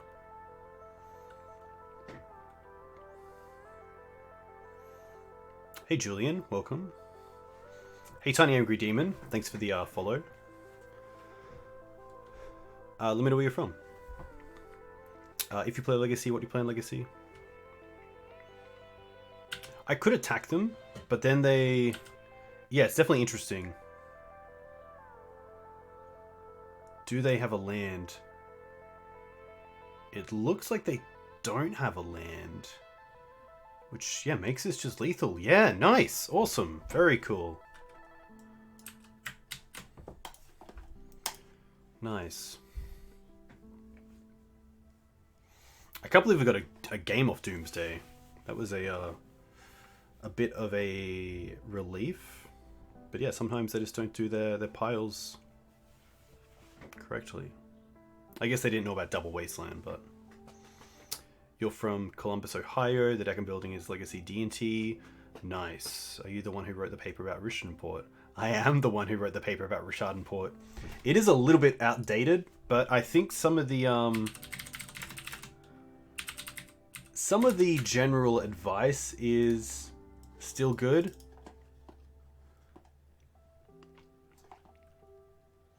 It's from like the Deathrite days, so it does. Yeah, it obviously is a little bit old, but very, very. It's pretty cool to put together, going through different like matchups and what colors are double spells, what to target, reasoning for D&T. So a lot of the like normal stuff is there, but I could definitely look at redoing it one day. It is such a cool card. I've definitely thought about playing it as a one-of in Maverick sometimes.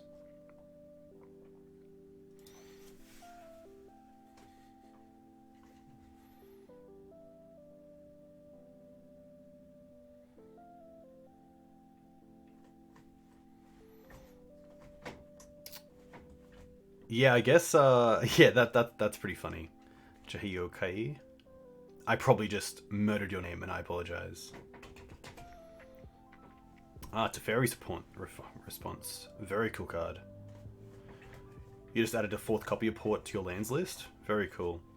Yeah, land's getting a lot of play recently. I reckon in probably every one of my 2 leagues, there's at least one lands player, which is pretty cool. Hey Tilcore, thanks for the follow. Let me know where you're from.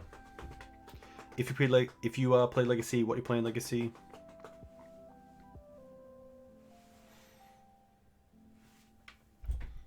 Yeah, sadly not too many lands players in real life due to Tabernacle.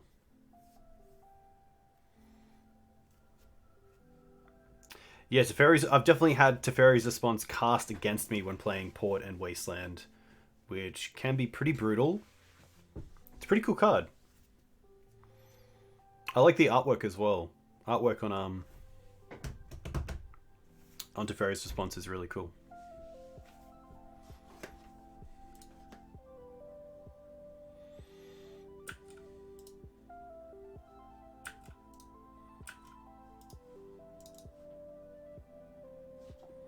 All right, let's do this. J Stelts. A 1-lander with Mox. Pretty happy to mulligan this. Okay, this is better. I'm going to keep this. And probably bottom the Decay and kind of just go all in on the crop rotation and Green Suns for Dried Arbor turn 1. I think that's fine.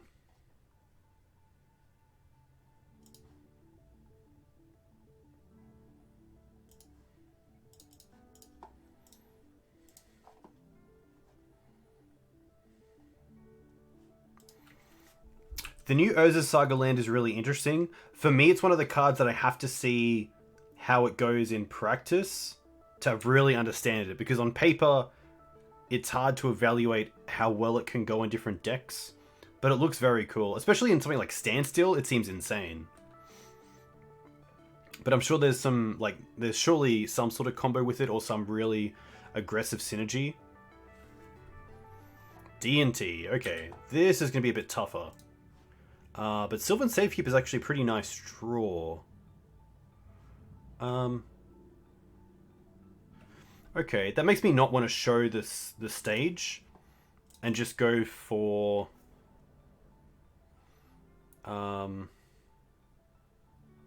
another Savannah library. This means that next turn, if all goes well, we can just hold up Thespian Stage and crop rotation.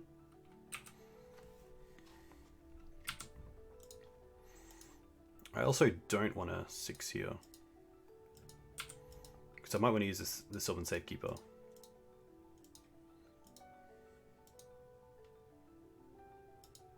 Swords on that.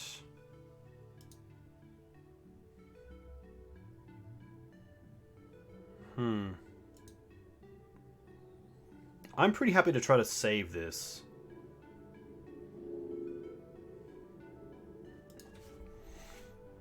This is pretty interesting.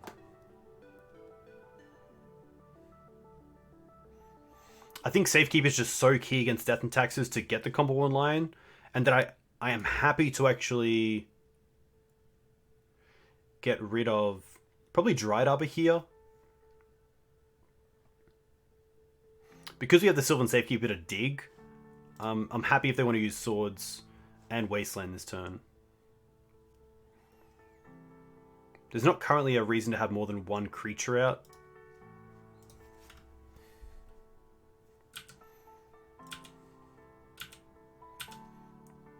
Now we get to untap with Crop, which is huge as well. Okay, that's really nice. I'm just paying for all of this, let's be honest. And I think I just want to play Bayou Pass.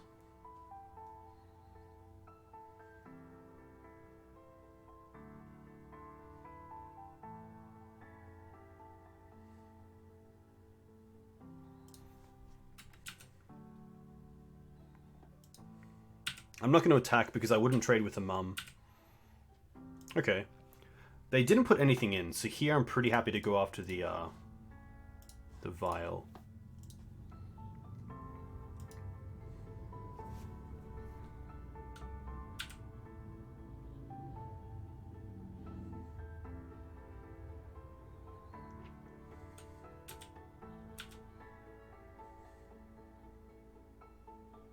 Double waste.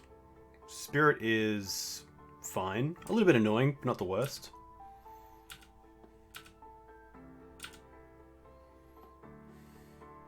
Ooh, classic.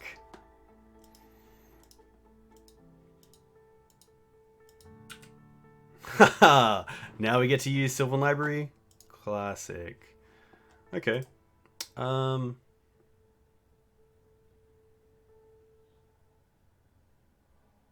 gonna put this on top. I could also put Reclaimer on top and then just use Green Suns for it. I don't mind that.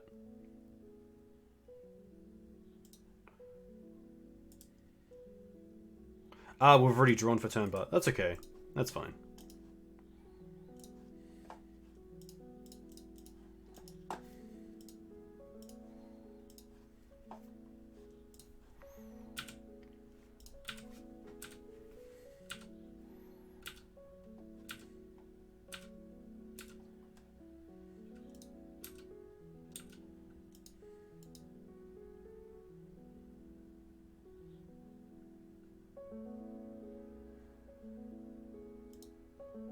Luminarch. Okay, old school.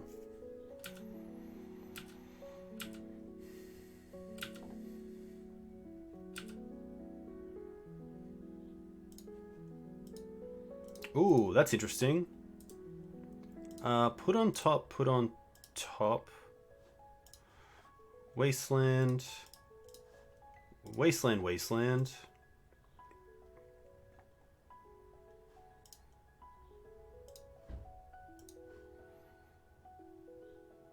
Crop away Savannah. Go and get Dark Depths. Copy. Keep this one. Nice. And now we also have a 3/4 we can attack with to put them down to 19, which works out perfectly. And we have 2 lands, I guess, to give Shroud, in a way. They could Wasteland first and then Swords, but they need double Swords. I guess they could have Wasteland, Swords, Caracas. Yeah, pretty tough for them. Nice. Alright, D&T. I like the Oof. I like the Plagues. I like dropping a Library. I like dropping Bog. Yeah, Flagstones is really nice with Elvish Reclaimer. And also really nice against the blue decks when you're casting Crop Rotation. Because it just means that if they do counter the crop, you obviously have to sacrifice a land as part of the cost. So if you do sacrifice Flagstones, you still go back to a land, which is nice.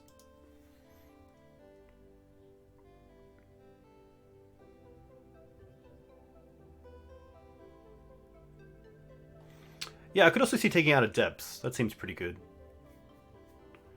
I'm not sure if I want the extra path. I could also see Force of Vigor playing a role.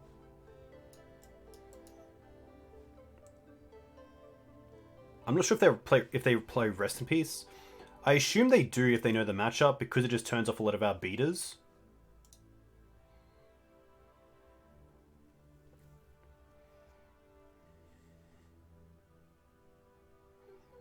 Maybe I don't need the Force because I have the Decays. I think this is actually pretty fine.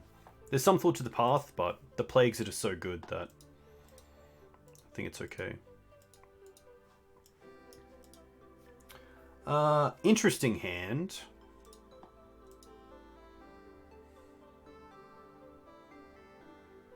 It's got a lot of mana.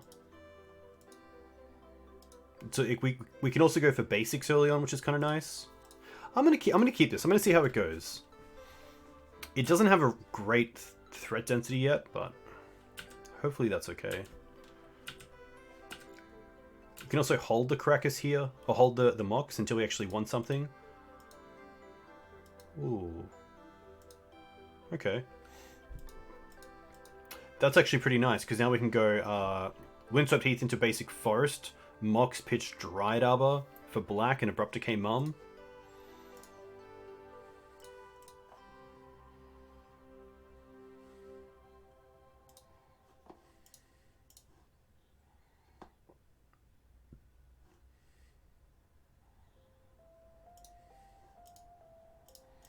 Just to get out of the way. I have no clear way to actually find Plague Engineer quickly, so I don't mind trading off the decay there.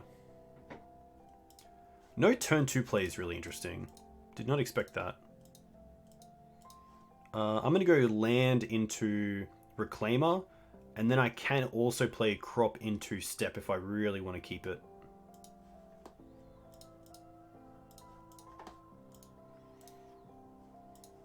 I guess they could have like Containment Priest. Thankfully not.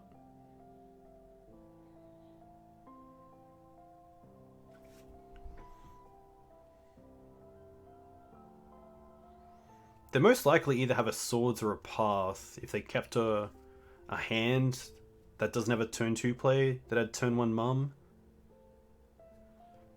I still think it's fine just getting Reclaimer here and not getting Sylvan Safekeeper, because I'm probably not going to save the Safekeeper if they try to get rid of it.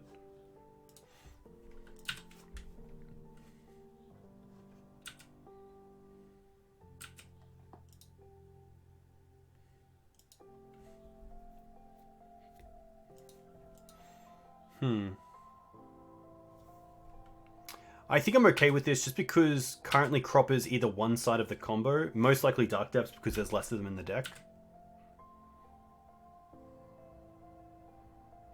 Flick Wisp is fine. That's probably just going to hit the Mox Diamond. No, okay, they're going to hold up a Swords. Okay. Gigantha. Interesting. Haven't thought about it for now.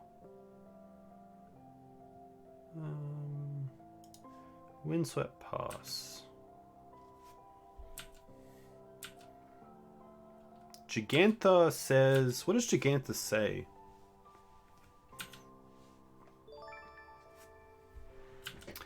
Hey Jig, a huge thank you. Yeah, Modern Horizons 2 spoilers are pretty interesting. Sarah's fine.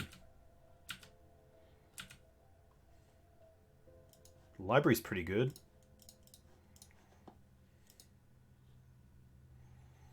And then I might as well play the Wasteland, because at worst I can Wasteland the Wasteland.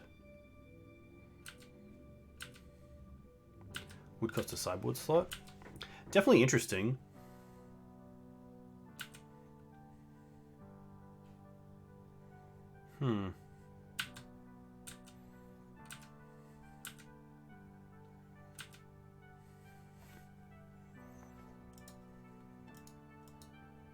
Okay.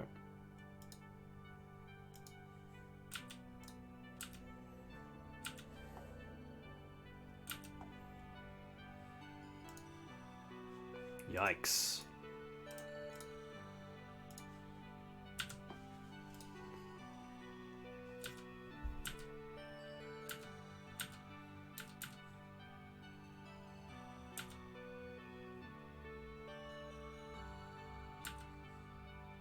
I think the sideboard slot of it is tough, and no Force of Will is pretty big. Sorry, Force of Vigor.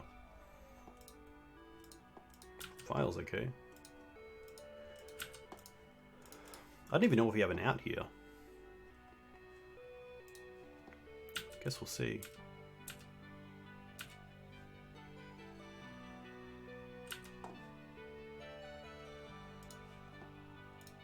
Okay, well that's an out.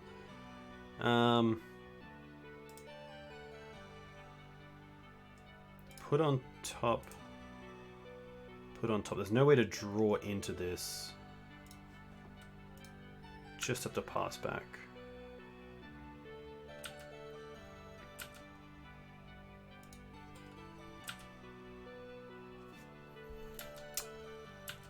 Hey, Odie, welcome. Port's pretty good.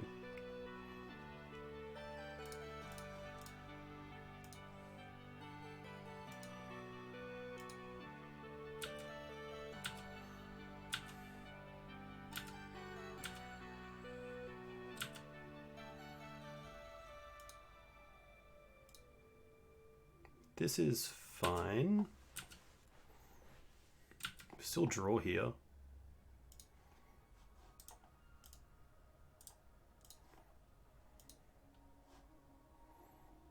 I'm gonna hold the Caracas.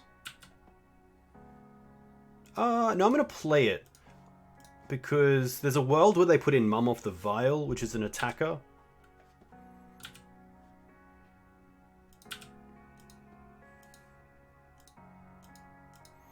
Interesting, Dad. Nothing.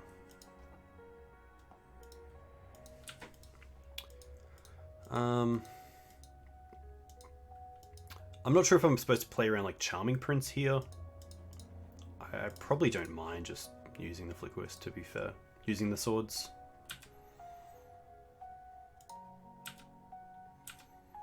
They have 3 cards. Okay. Well, now they're down to 2 cards.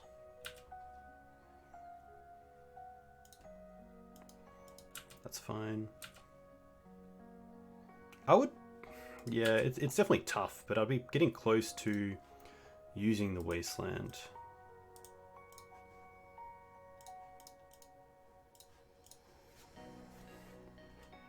Another Serra Avenger does it here, which would be pretty tough.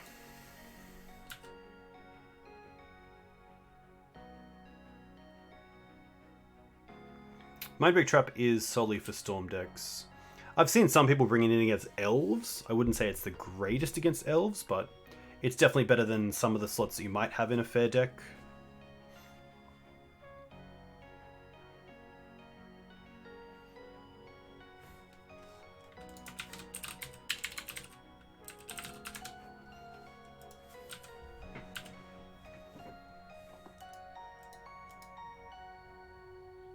I would love to see a... Okay, a Path isn't too bad. We don't actually have another basic, so...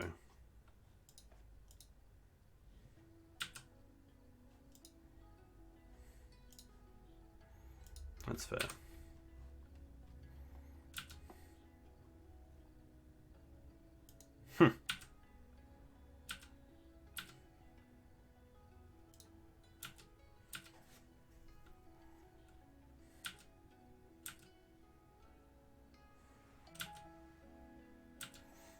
Alright. That's fine. Ox.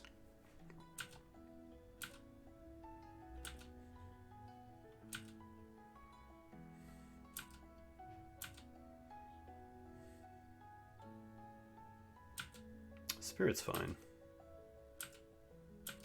Not gonna swords.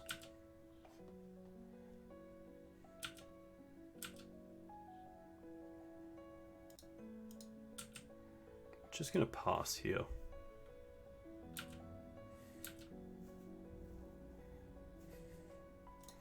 Now I'm pretty happy to swords. Just so that if they did have something like Flicker Wisp, then they wouldn't have it with haste. Another port.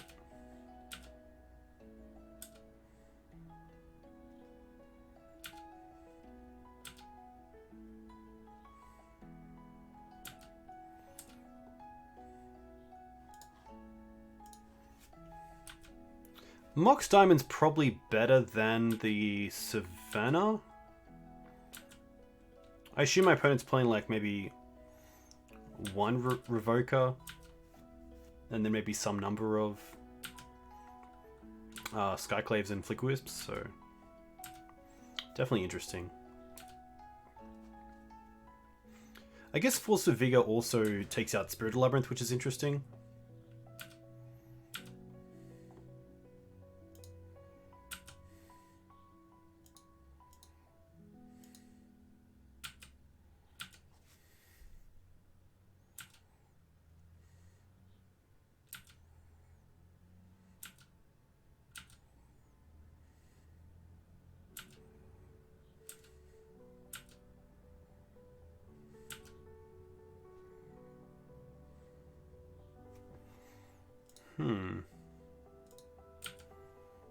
There's a world where I can crop for stage and then copy a basic in response to the mana being tapped. Decay, okay.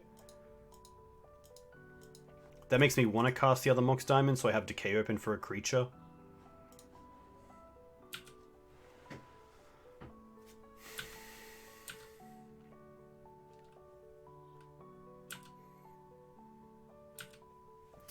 Interesting game. 3 cards for my opponent.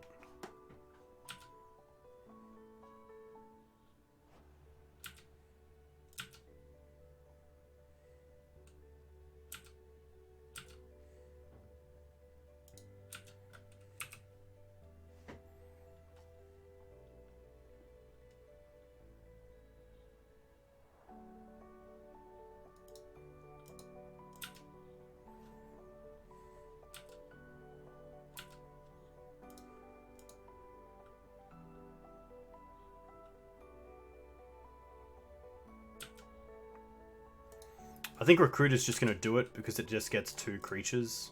And I can't beat that with just Decay.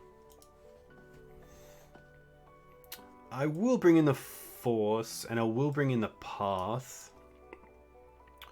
But I'm not sure what I want to drop.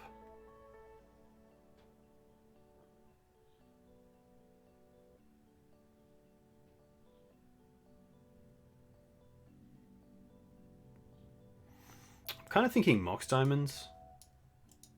But Mox is a really nice way to just drop something like a turn 1 Sylvan Library.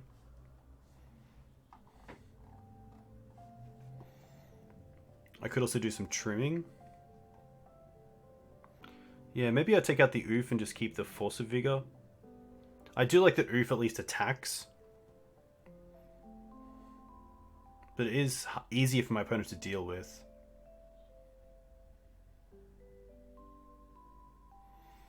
Good art Mox can't go wrong. It is the correct art. I will say that. Could be Ramanap. Ramanap allows us to use our graveyard as a resource, which is huge. We haven't seen anything like Rest in Peace yet.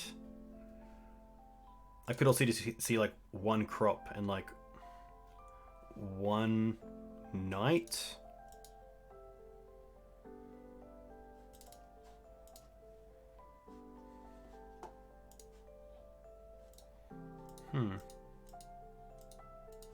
I'll keep this.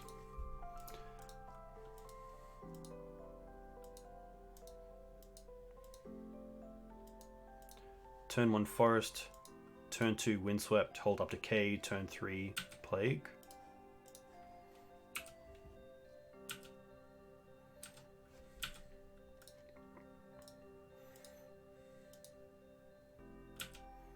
Flagstone's Pass. Interesting.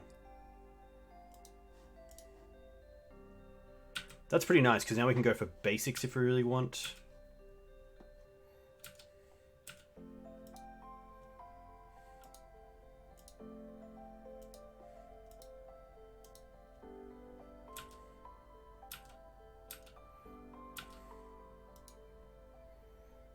Interesting.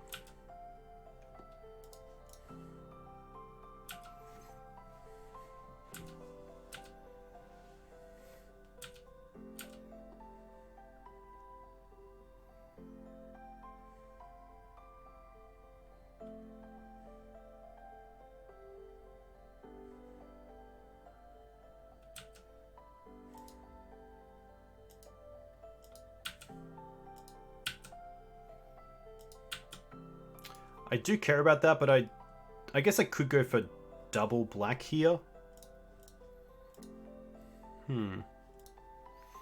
How do I want to play around this wasteland? I could go for both Bayou and Scrubland.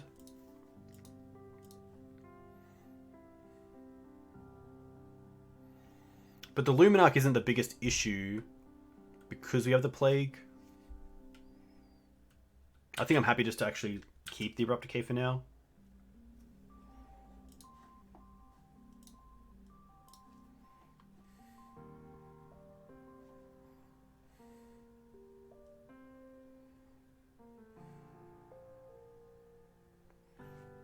Hey Jono, welcome.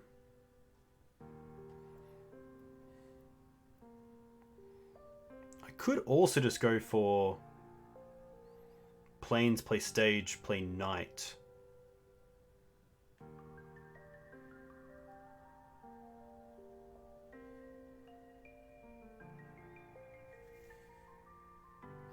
I really want to keep the Plague Engineer until I know I can get rid of something on the field, not just play it into a Swords to Plowshares.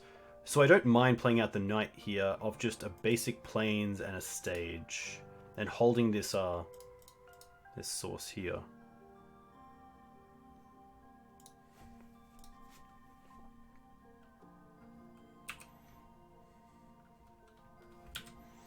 But there's definitely a world where they could like tap down the Windswept Heath and then Wasteland whatever I get, because I don't have any basics left, and they should know that because they pathed my Knight in game 2 and I already had 2 basics out and didn't get a third. That'd be a pretty heads up play.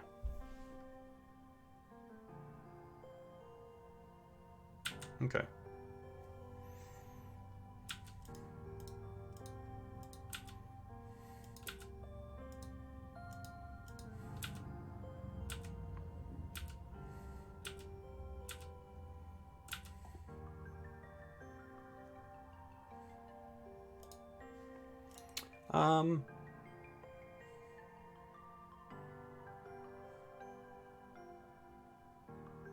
I am going to fetch here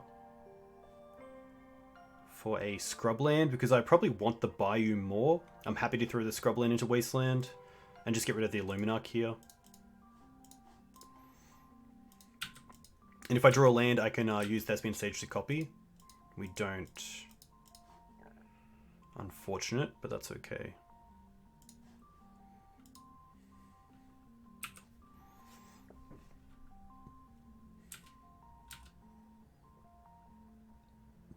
Stoneforge is fine.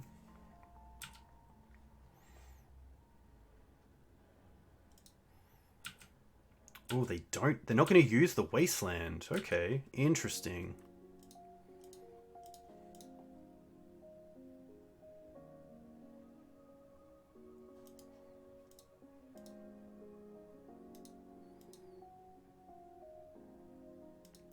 We only have 1 green right now, so I think I might just play out the Plague Engineer and then hold up Crop.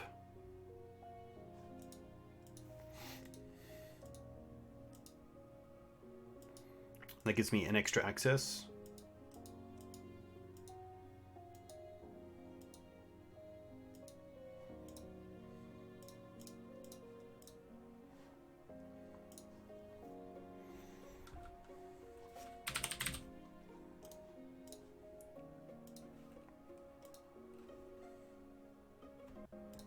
I also don't mind just playing Reclaimer here, seeing that they didn't use the Wasteland last turn.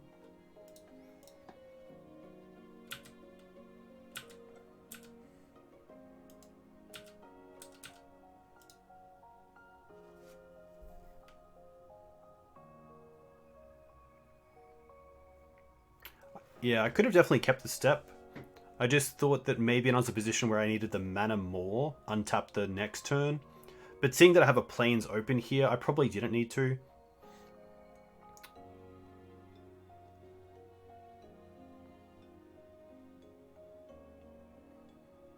Double port.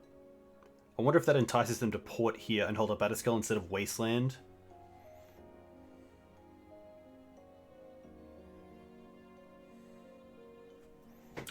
Alright. We have no basics. But they're still not going to Wasteland. And they're not going to hold up Batterskull here either. Interesting.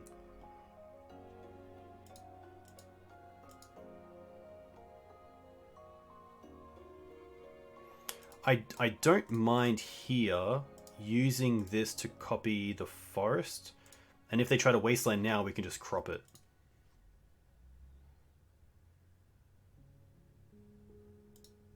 Okay.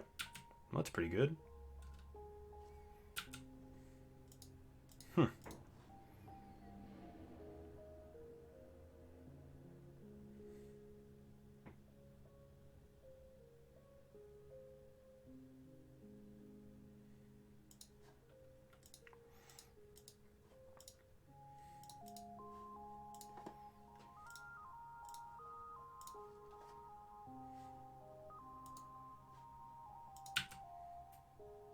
This is a free attack.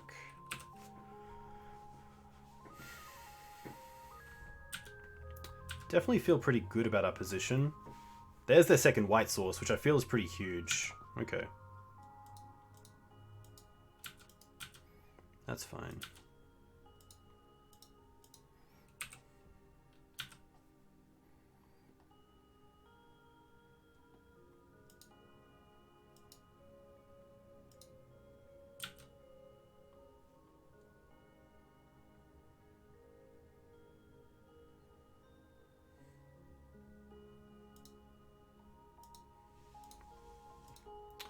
Oof doesn't do a whole lot here.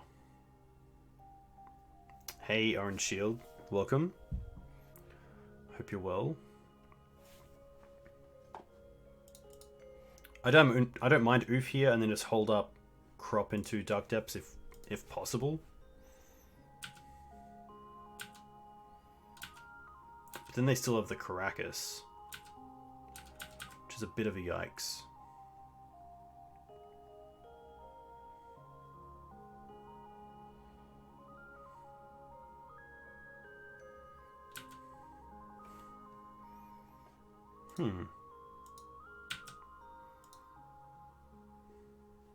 I'm pretty happy to trade here. Assuming that we have the Knight of Autumn for Batterskull. This also takes Skyclave off the field to be Flickwisp to take out the Plague Engineer. They have Batterskull in hand, I believe.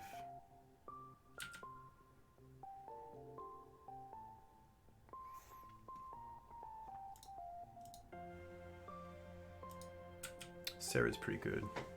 Hey, Chill. Welcome. I am going to...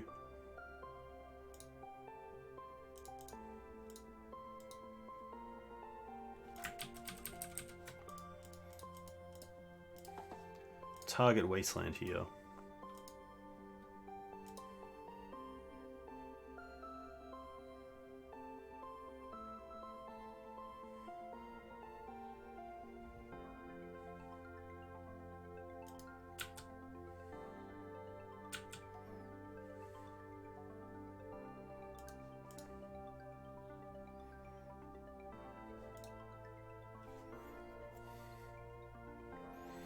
I think I want to get rid of the Caracas here. I'm just wondering if I want to copy it with the Thespian stage. I don't think I do.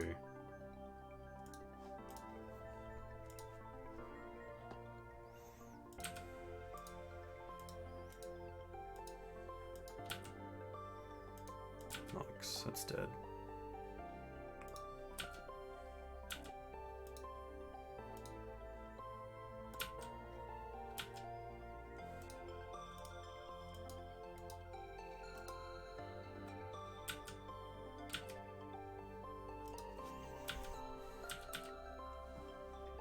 Mr. In-Between? I haven't seen a show called Mr. In-Between. Second Crackers is pretty brutal.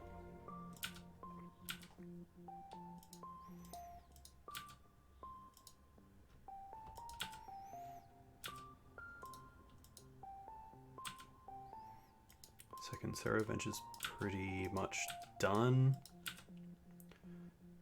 Don't know if we have a good out here.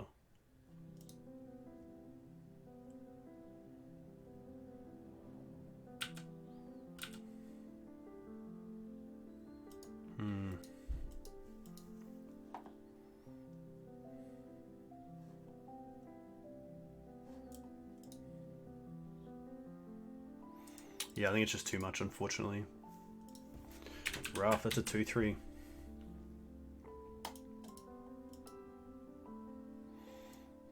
Yeah, that was tough.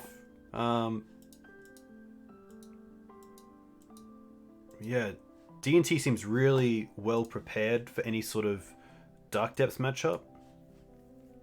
And Doomsday is definitely a pretty horrible experience on a fair green-white deck. But yeah, D&T definitely against this deck as well.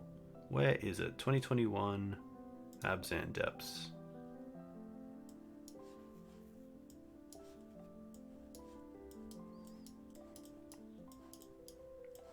Bring this over. Move that here. Nice. Yeah, it's definitely a case of, I guess with Black-Green Depths, there is a little bit of drawing the wrong half of the deck, but you're definitely kind of all in on the combo, whereas this version, you're obviously a mid-range deck and a combo deck at the same time, so you could play like a mid-range deck with a combo finish or a combo deck with a mid-range finish.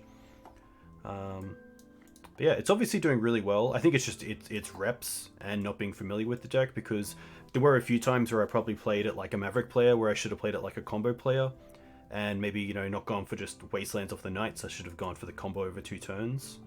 But I'll definitely be back to the deck. It's so much fun to play, and there's so much interaction, which is cool.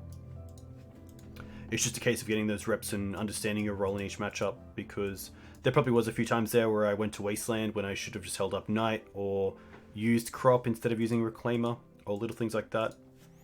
But it definitely it felt pretty strong, and the Dark Depths package seems pretty good, but it was, yeah, tough against the decks that are just ready for it. I mean, there's a lot of Uro around, there's a lot of Wasteland around, and you can play around those pretty well, but there were times where if we're up against like another mid-range deck, it did feel like we just kind of got mid-ranged out of it. But I mean, Reanimator felt great as usual in a deck with, you know, main deck Bog and Karakas and crop rotations.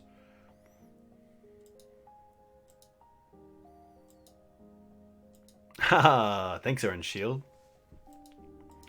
But yeah, I think it's just reps with the deck. Reps can always lead to good things.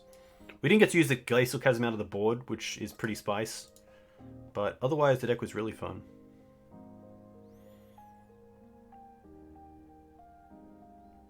I don't think I'd make any changes either. I think obviously this list has been pretty well tuned by Lynn Chalice, who's doing really well with the deck. I mean, like multiple 5-0s and challenge finishes, and yeah, really cool to see them doing well with the deck. But yeah, I think I have a lot to learn about the deck, which is pretty exciting as well. It's always nice to learn a new deck. I was going to do a second league, but it is 11, and I do want to do some work on the site, so I'm going to leave it there. A huge thank you to the new subs and followers. If you guys want to find me on YouTube, you can find all my recordings and YouTube exclusives there. Odys, you're more than welcome. You can find me on Twitter as well, if you're on Twitter. You're welcome, Red. A huge thank you to you guys. You guys make the stream. I'm just here for you guys. This isn't something that I feel I have the best input about. It's always about the chat. I don't see anyone else playing Legacy, which is tough. Maybe Mo Panda. Mo Panda's always doing something. You make the stream, Julian. If anyone has, for some reason, not heard of It's Julian, you should definitely check out their channel. And itsjulian.com. And Everyday Eternal, who just hit 100 podcasts, which is pretty amazing. Pretty awesome. Mo Panda. Yeah, it's been a long week. Usually I have like a little wrap-up thing, but I am just dead to the world. So a huge thank you once again. Enjoy your weekends, stay safe, I hope you're all doing well, and we will see you back maybe tomorrow morning. I might even come on tomorrow morning as well, so in around 11 hours from now I'll be online, so we'll see you then. Cheers.